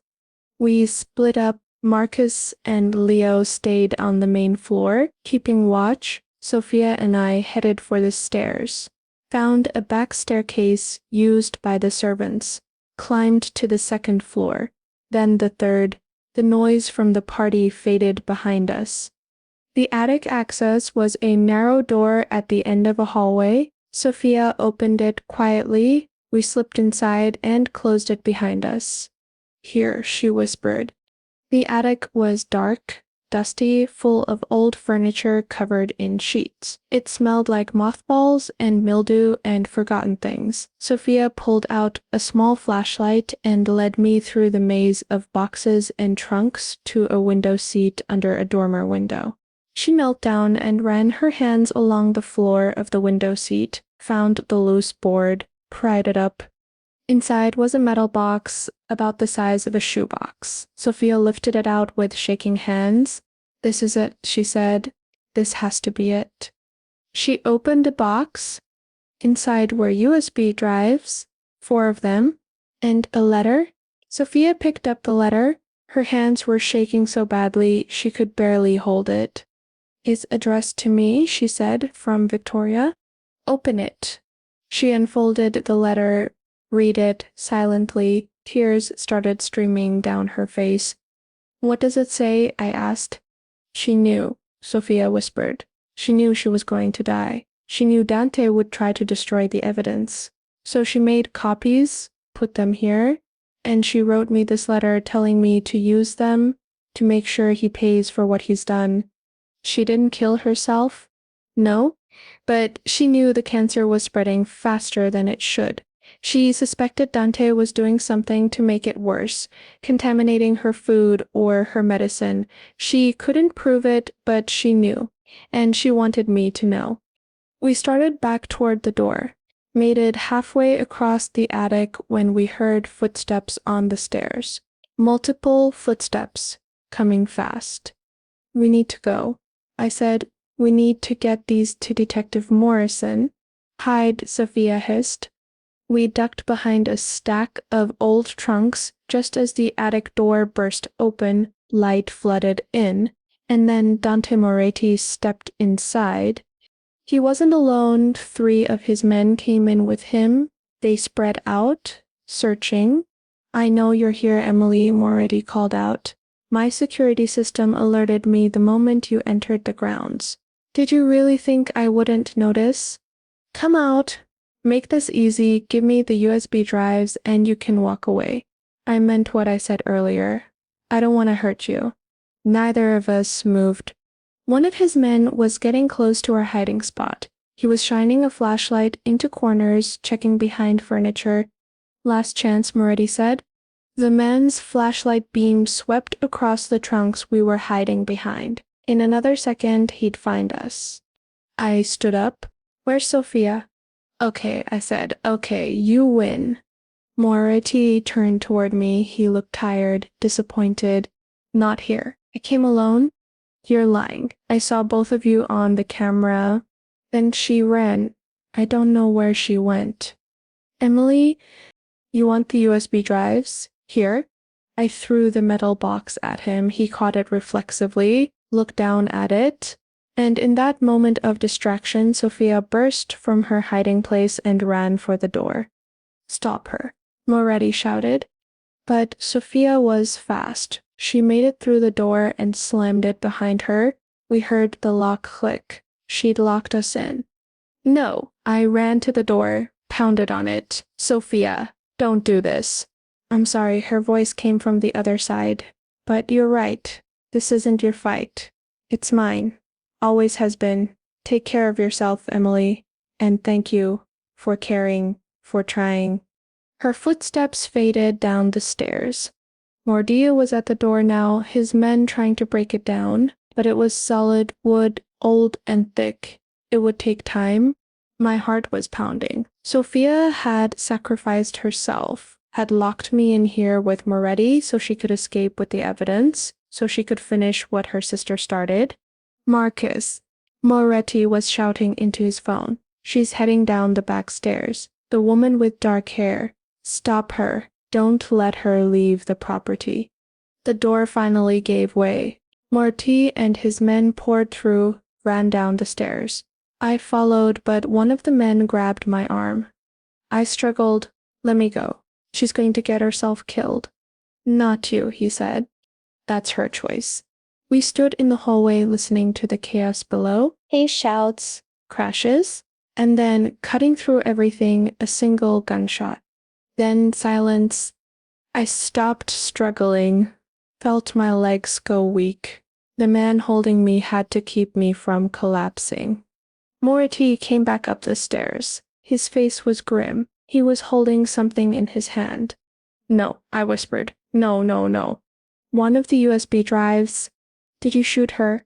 She got away, he said. Took the other 3 drives with her, but she dropped this one. No. One of my men panicked, shot in her direction, but he missed. She made it out through the kitchen. By the time we got outside, she was gone. Let her go, Moretti said. Relief flooded through me. She was alive. She'd escaped. She had 3/4 of the evidence. Sir, one of his men asked. You heard me. Let her go. Call off the search. She won, or at least she won enough. He walked over to me, held out the single USB drive. Take it, he said. I stared at him. I don't understand. Why would you give me this? What? Take it? Give it to the police? Tell them everything? Tell them about your father, about Victoria, about all of it. It won't be enough to convict me on its own, but with Sophia's testimony and the other 3 drives, it'll be enough. Because I'm tired, Emily. I'm tired of running, tired of looking over my shoulder, tired of being the monster in everyone's story. Victoria hated what I'd become, and she was right to hate it. I became something ugly, something cruel, and I can't undo it. But maybe I can stop it from getting worse. You're turning yourself in? No. I'm letting you catch me. There's a difference. Go, Moretti said. Before I change my mind and we all go down together. They looked at each other, uncertain. He turned to his men. You're all fired. Effective immediately. Whatever happens after tonight, none of you were involved. Do you understand? You don't know anything. You weren't here. They left, one by one, until it was just me and Dante Moretti in that hallway. More than anything. More than money, more than power, more than my own life. And I destroyed her. Not the cancer. Me, my choices, my sins. They killed her just as surely as if I'd put a gun to her head. You loved her, I said. Victoria, you really loved her. She loved you too, until the end. You walked past me toward the stairs, paused at the top. I know that's what makes it worse. I'm going to finish my poker game, have one more night of pretending everything's normal, and then tomorrow when the police come, I'll be here waiting. What about you? There's a back way out, through the servants' quarters. Turn left at the bottom of these stairs, follow the hallway to the end. You'll find a door that leads to the garden. From there you can get to the street. You could run. He descended the stairs. I stood there for a moment longer, then followed the road he described, found the door, stepped out into the garden. Where would I go? Everything I am, everything I've built, it's all here, and without Victoria, none of it means anything anyway. I found my way to the street, started walking, pulled out my phone, and called Detective Morrison. The night air was cool on my face. I could hear music and laughter from the party still going on inside. All those rich men celebrating and drinking, not knowing that the host they were toasting was a dead man walking. Emily, where are you? I've been trying to reach you for hours. I know where Sophia Moretti is, I said, and I have evidence that will put Dainty Moretti away forever. What kind of evidence? The kind Victoria Moretti died protecting, the kind that proves everything. Where are you? I told him. He said he'd be there in 10 minutes. I sat down on the curb to wait, looked up at the stars just starting to appear in the darkening sky. My father had been a hero, a flawed one maybe, one who'd made mistakes. But in the end, he'd tried to do the right thing. He'd stood up to a monster, and he'd paid for it with his life. But it was over now, or it would be soon. Moretti would go to prison. The organization he'd built would crumble. The people he'd hurt would get justice. Not all of them, not my mother who was already gone, but some. My brother Miguel would get a new trial. The victims' families would finally have answers, just like Victoria had. Just like Sophia almost had.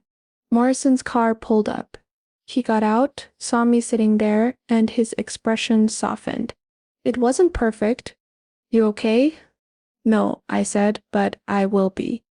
I handed him the USB drive, told him about the others, about Sophia and where she might have gone, about Moretti's confession, sort of about everything. He listened without interrupting. When I finished, he was quiet for a long moment. You did good work, he finally said. Dangerous, reckless work, but good. Is that a compliment? It's the truth. Come on, let's get you home. I know. He drove me back to my apartment, walked me up the 4 flights of stairs to my door, made sure I got inside safely. Get some sleep, he said. We'll need your statement tomorrow, and probably a lot of days after that. This is going to be a long case.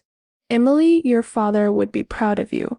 I lay in bed that night thinking about everything that had happened, about my father's choices, about Victoria's courage, about Sophia's sacrifice, about how complicated people were, how nobody was completely good or completely evil, how we all made mistakes, and sometimes those mistakes destroyed us, and sometimes they saved us. The tears I'd been holding back all night finally came. I nodded, unable to speak, and closed the door. Thank you for everything. I'm safe, and so is the evidence. We're gonna win this. My phone buzzed. Text message from an unknown number. I typed back. Be careful. Her response came immediately. Always. You too. I fell asleep with the phone in my hand.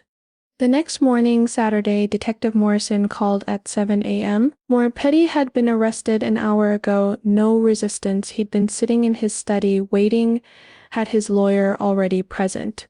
Had made a full confession to his lawyer who tried to stop him but couldn't. A week later, I visited Miguel in prison, told him everything. He cried, real tears, the first I'd seen from him since Mom died. It would still take months, maybe years, to sort through everything, to match the evidence on the USB drives to specific crimes, to build an airtight case, to bring all of Moradi's associates to justice. But it would happen. Slowly but surely it would happen. Dad was trying to do the right thing. He kept saying he wasn't a bad man. He was trying to fix his mistakes. And then what? Then we start over. Build new lives. Be the people Dad wanted us to be. I know, I said. And we're going to fix yours too. Morrison is filing for a new trial. With Morati's confession and the evidence Victoria gathered, we can prove you were framed. You'll be out soon. Maybe not today or tomorrow, but soon. 3 months later, Miguel's conviction was overturned. He walked out of Cedar Hill Correctional a free man. I was there waiting for him, along with Rosa and Mrs. Delgado and Marcus and even Leo, who I'd barely gotten to know but who'd risked everything to help us. We went to Mrs. Delgado's cafe. She'd cooked a feast. Enough food for 20 people even though there were only 7 of us. We ate and laughed and told stories about people we'd lost and people we'd found. Dante Moretti's trial started 6 months after his arrest. I attended every day of it, sat in the gallery and watched as prosecutor after prosecutor laid out his crimes: murder, racketeering, money laundering, corruption, on and on. Sophia testified. She was composed, dignified, told the jury about her sister, about the evidence Victoria had gathered, about the courage it had taken to stand up to a man like Moretti. When it was my turn to testify, I told them about my father, about his gambling problem, yes, about his debts, but also about his choice to work with the FBI, about his courage, about how he tried to protect his family the only way he knew how. The jury deliberated for 3 days, found Moretti guilty on all counts. At sentencing, the judge gave him life without parole. Moretti stood there and accepted the sentence without reaction. But as they led him away, he looked at me one last time. And he nodded. Just a small dip of his head, an acknowledgement, maybe even a thank you. I didn't nod back, but I didn't look away either. That night, I went to the cemetery for the first time in years, found my parents' graves. They were side by side, just like they'd been in life. I sat down between them on the grass. The wind rustled through the trees. Somewhere a bird was singing. The world kept turning, kept living even in this place of death. I stood up, brushed off my jeans, looked at my mother's grave. It's done, I said out loud. He's going to prison. He'll never hurt anyone again. Dad, you were trying to do the right thing. I know that now, and I'm sorry I doubted you. I'm sorry for everything. I love you, I said, both of you, and I'm going to be okay. Finally, I'm going to be okay. I walked back to my car. Miguel was waiting there, leaning against the hood. You ready? He asked. I'd gotten a new job too, at a community center helping women who were victims of domestic violence, helping them find housing, legal aid, hope. It didn't pay much, but it mattered. That's what I'd learned through all of this. That doing work that mattered was worth more than any amount of money. Yeah, let's go. We drove to his new apartment, a small place but clean and bright with actual heating that worked. He'd enrolled in community college, was studying to be a teacher, like he'd wanted to do before everything went wrong. He was dating a girl he'd met in class. Her name was Jennifer, and she was studying to be a nurse. She was kind, patient, good for him. Rosa and I were still friends, closer than ever, actually. David had kept his job at the bank somehow. Turned out he'd been recording his conversation with Moretti that night, had handed the recording over to Morrison. It had helped the case tremendously. He was a hero in his own quiet way.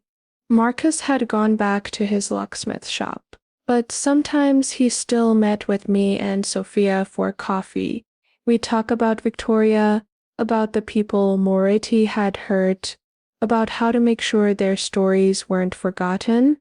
Sophia had started a foundation in Victoria's name to help families of crime victims, to provide support and resources and advocacy. I volunteered there every week. A year after Moretti's sentencing, on the anniversary of my father's death, I got a letter. It was from Moretti, sent from the prison where he'd spend the rest of his life.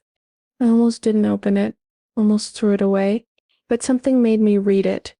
And Leo, young Leo, who'd been so nervous that day in Marcus's shop, he'd gone back to school, was studying computer science, wanted to work in cybersecurity to help protect people from digital threats.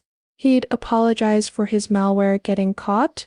I told him it didn't matter, that everything had worked out the way it was supposed to. Dear Emily, I hope this letter finds you well. I hope you're rebuilding your life, finding peace, learning to forgive. I want you to know that everything you believed about me was true. I was a monster. I hurt people. I destroyed families. I told myself it was just business, that it was the world I lived in, that I had no choice. But that was a lie. I always had a choice. I just made the wrong one over and over, until there was no going back. Your father was a good man, flawed, yes, but good. He made a mistake borrowing money from me, made another mistake gambling, but when he realized what I was, what I'd become, he tried to stop me. That took courage, more courage than I've ever had. I killed him for that courage, and I will carry that sin with me for whatever days I have left. Victoria saw through me from the beginning, but she loved me anyway. She thought she could save me, change me, make me better, and maybe she could have if I'd let her. But I didn't. I kept my two worlds separate, kept her away from the ugly parts. And in doing so, I lost her long before the cancer took her. I don't expect forgiveness, don't want it, but I hope someday you can find peace. I hope your brother thrives. I hope you build a beautiful life out of the ashes of what I destroyed. You gave me something I didn't deserve, a chance to confess, to face justice, to stop running from what I'd become. For that, I thank you. I hope you forget about me. Sincerely, Dante Moretti. I folded the letter, put it in a drawer, and left it there.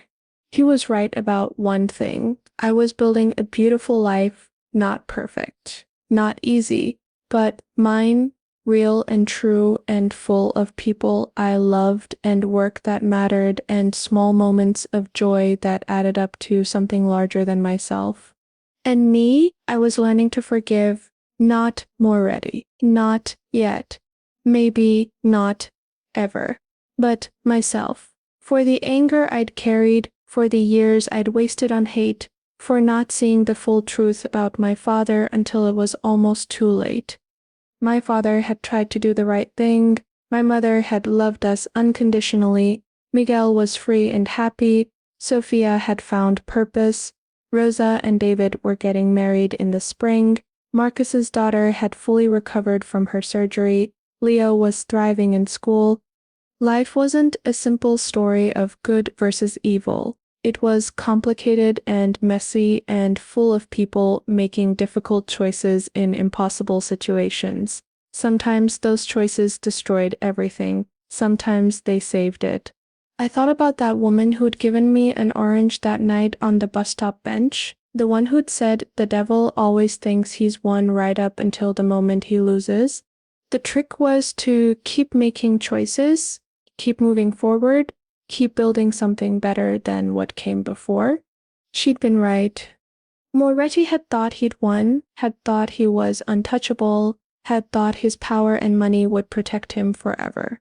But in the end, it was the people he'd underestimated who'd brought him down. A dying woman's courage, a sister's love, a girl's desperate lie, a hacker, a locksmith, a detective who wouldn't give up. That's how you beat the devil. Small people making big choices. Not with violence or revenge or matching his cruelty, but with courage and truth and a refusal to stop fighting for what's right even when the odds seem impossible. I told Moretti I had nothing left to lose, and at the time I'd believed it, but I'd been wrong. I'd had everything to lose, my life, my brother's freedom, my friend's safety, my own soul if I'd let the hate consume me. But I'd kept it. Somehow, despite everything, I'd kept the parts of me that mattered, the parts my parents had nurtured, the kindness, the hope, the belief that good could win. And it had, not completely, not perfectly, but enough. That was the victory. That was the point. That was the real end of the story. Not Moretti in prison, not justice served, but me standing in my brother's apartment on a Tuesday afternoon, laughing at something he'd said, planning dinner with friends, looking forward to tomorrow.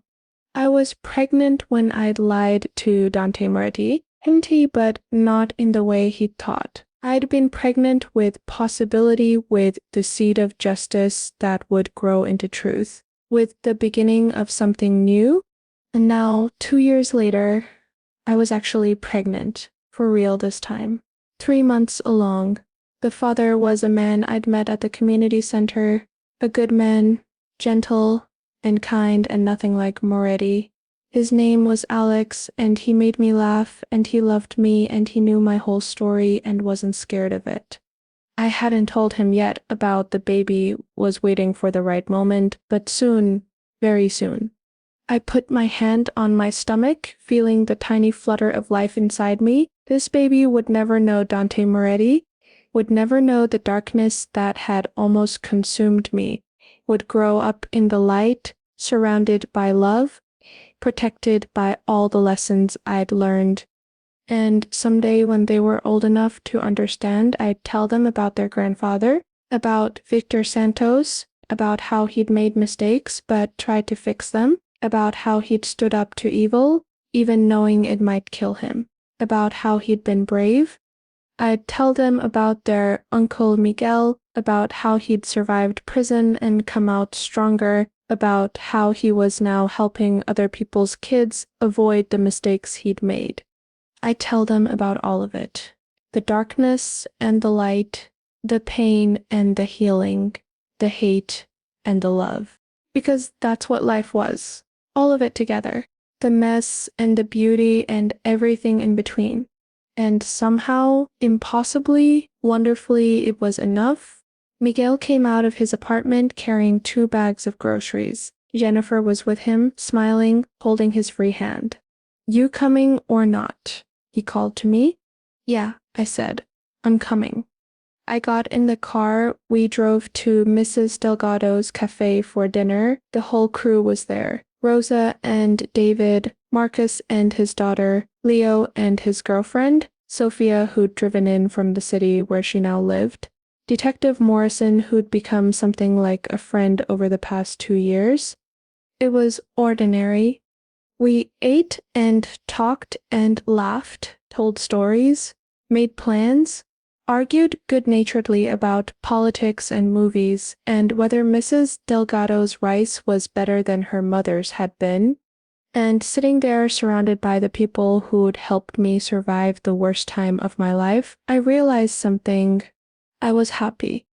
Not despite everything that had happened, but because of it, because I'd been tested and hadn't broken, because I'd faced a monster and won, because I'd learned that love was stronger than hate, that truth was more powerful than lies, that good people could make a difference.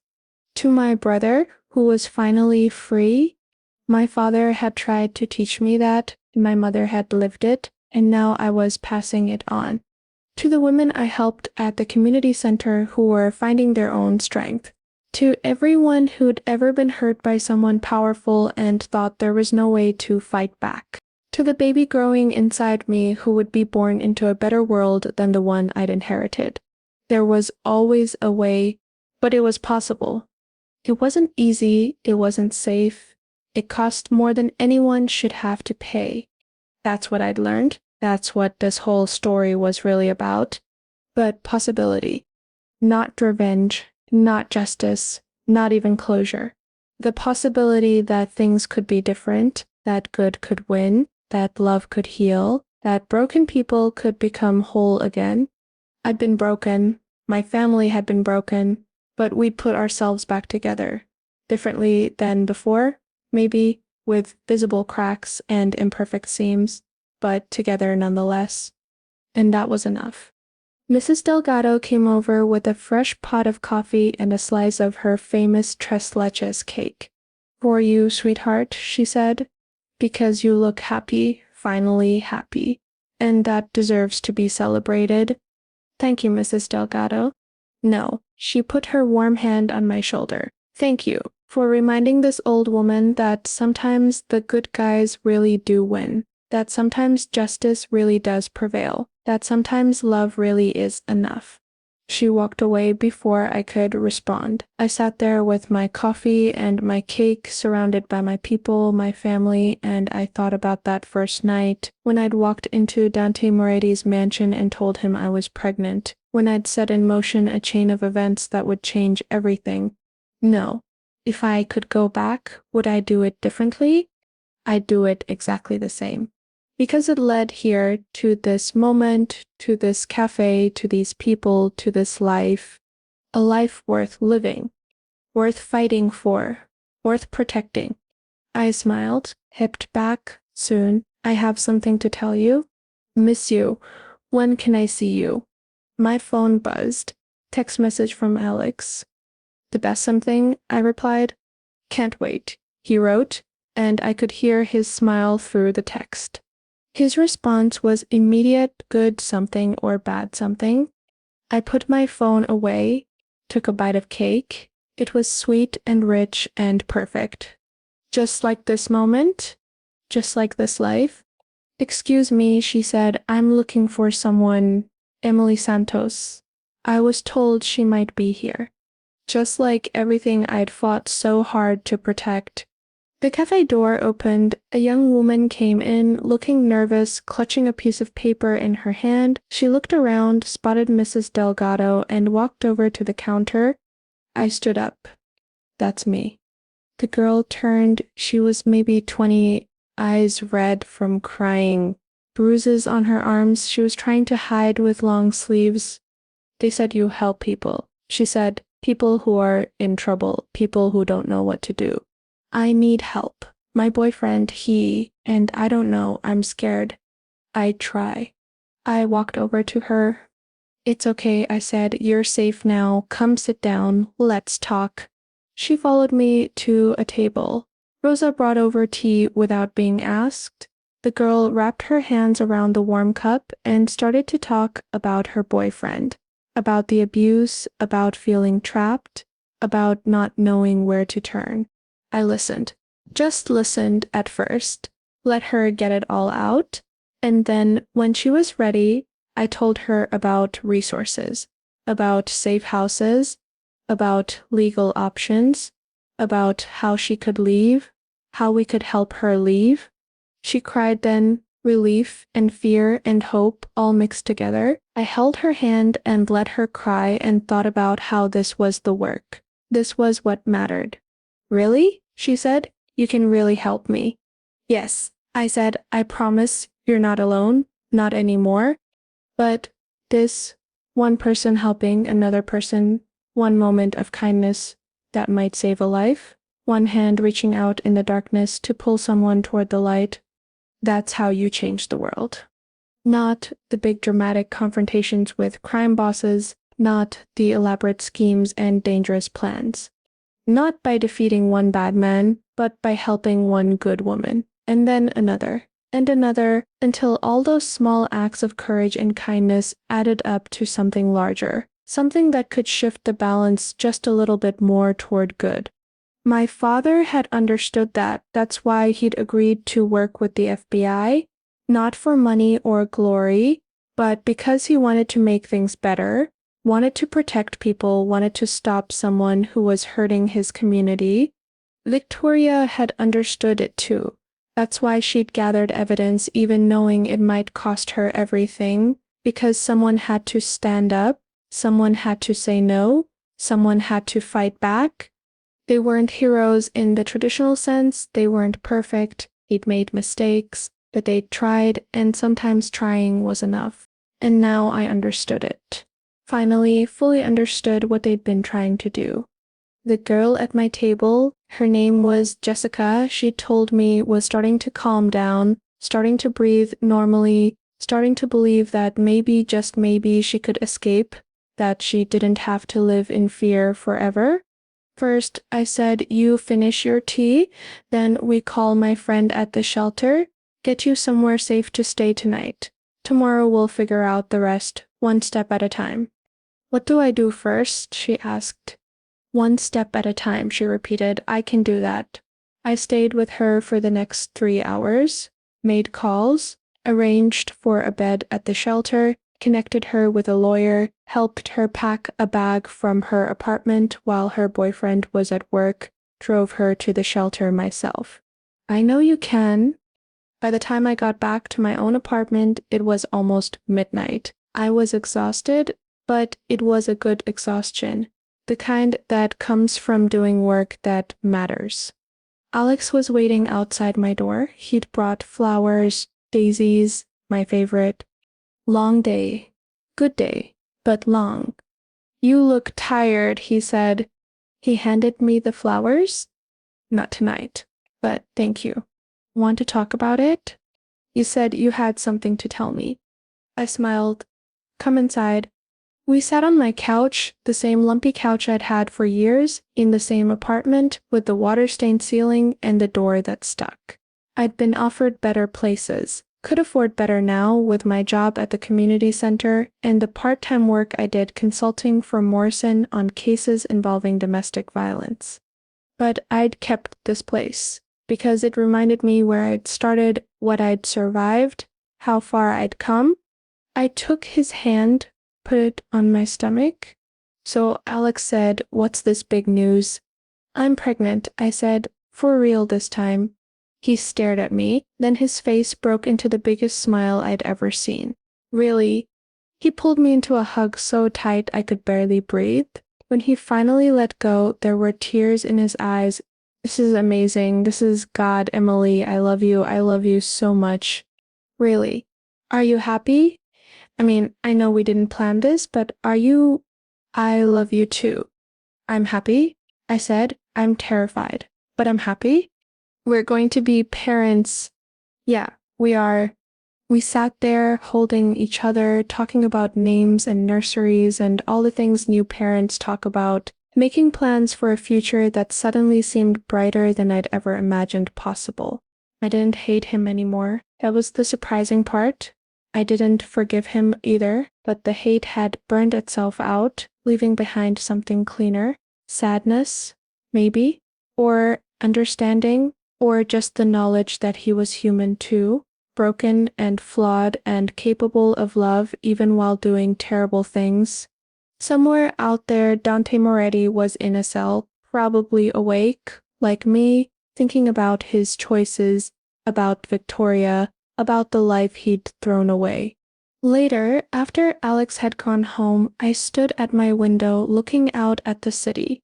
The same city where I'd grown up, where my parents had lived and died, where I'd lost everything and found it again.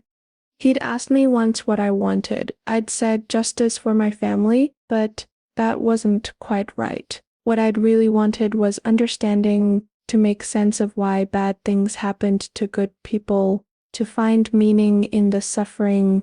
That's what my father had tried to do, what Victoria had tried to do, what Sophia was doing now with her foundation, what I was doing with every woman I helped, every hand I held, every person I told, "You're not alone."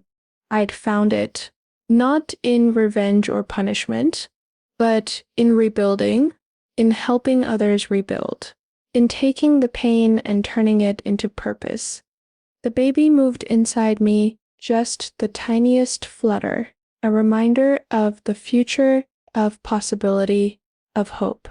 I'm going to tell you stories, I whispered, about your grandfather who tried to be brave, about your uncle who survived, about all the people who fought so that you could be born into a better world. And I'm going to raise you to be kind, to be strong, to stand up for what's right even when it's hard. I put my hand on my stomach again. The baby couldn't hear me yet, but someday they would. Someday I'd tell them everything. The truth. All of it. The good and the bad and the complicated parts in between.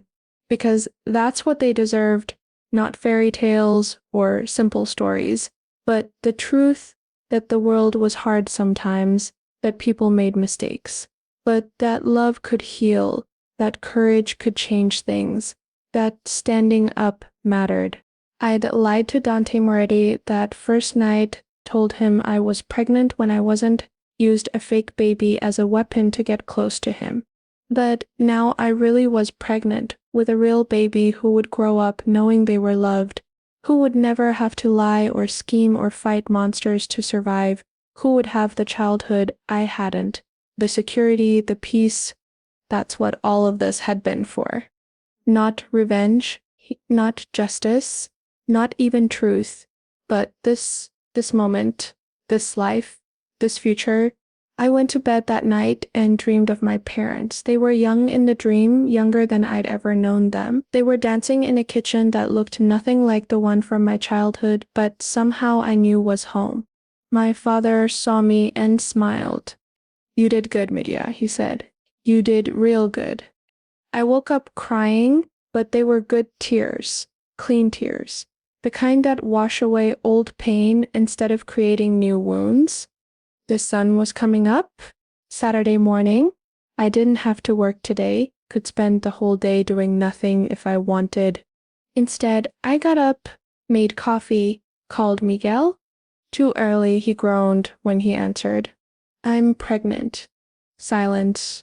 Then, "What? Really, Emily? Oh my God, I'm going to be an uncle." "Yeah, you are." "Does Alex know?" "And he's happy, we're both happy." I told him last night. "And I'm happy too. This is amazing. We need to celebrate. Come over for dinner. I'll cook. Or Jennifer will cook. You know, I can't cook, but we'll figure it out." "Emily?" "I'd love to." "Yeah? I know. Mom and Dad would have loved this. They would have been so excited." We talked for another 20 minutes, made plans, laughed. He told me about a student in his class who reminded him of me when I was young, stubborn, and opinionated and convinced I was always right. I told him he'd been the same way, he just didn't remember. "I know that too. They'd be proud of you, of both of us." It was normal, beautifully, perfectly normal, the kind of conversation siblings have when they're not running from crime bosses or gathering evidence or fighting for their lives. Everything I'd fought for, everything my parents had wanted for us, this was what winning looked like. Not dramatic, not cinematic, just ordinary life, family dinners, baby news, weekend plans. I spent the rest of the day at the community center, even though it was Saturday, even though I didn't have to, but there was paperwork to catch up on, and I'd promised Jessica I'd check in. She was doing well, settling into the shelter, already talking to the lawyer about getting a restraining order. She seemed lighter somehow, like a weight had been lifted. "Thank you," she said when she saw me, "for everything." "You don't have to thank me." "Yes, I do. You saved my life?" "No, you saved your life. You're the one who walked into that cafe. You're the one who asked for help. You're the one who's doing the hard work of rebuilding. I just showed you where the door was. Of course. Can I ask you something? Why do you do this? Help people like me?" I thought about how to answer. Thought about my father, about Victoria, about Sophia, about all the people who'd helped me when I needed it most. Because someone helped me once, I finally said, when I was lost and alone and didn't know what to do. And I figured the best way to honor that was to pay it forward to help someone else. and then they'll help someone, and on and on. That's how we change things. One person at a time. She nodded, slowly. I want to do that. Someday. When I'm better, when I'm stronger. I want to help people the way you helped me. And I did. I believed in her the same way people had believed in me, the same way I'd learned to believe in myself. Then you will. I believe in you. That night at Miguel's apartment, surrounded by family and friends, eating Jennifer's amazing homemade lasagna, I felt it fully. The thing I'd been chasing all these years without realizing it. Peace. I'd started this journey with a lie, with anger and revenge in my heart, with nothing to lose and everything to gain. Not the absence of pain, not the absence of memory, but the presence of something stronger. Love, purpose, connection. I was ending it with truth, with love in my heart and life in my belly, with everything to lose and everything worth protecting. That was the real story, not the takedown of a crime boss, not the triumph of good over evil, but the transformation of one broken girl into a woman who could stand in the light without fear. Miguel raised his glass. To Emily, he said, to the bravest person I know, to my sister, to my hero. I'm not a hero, I protested. Yes, he said firmly, you are. You saved me. You avenged Dad. You helped people we'll never even know about. If that's not a hero, I don't know what is.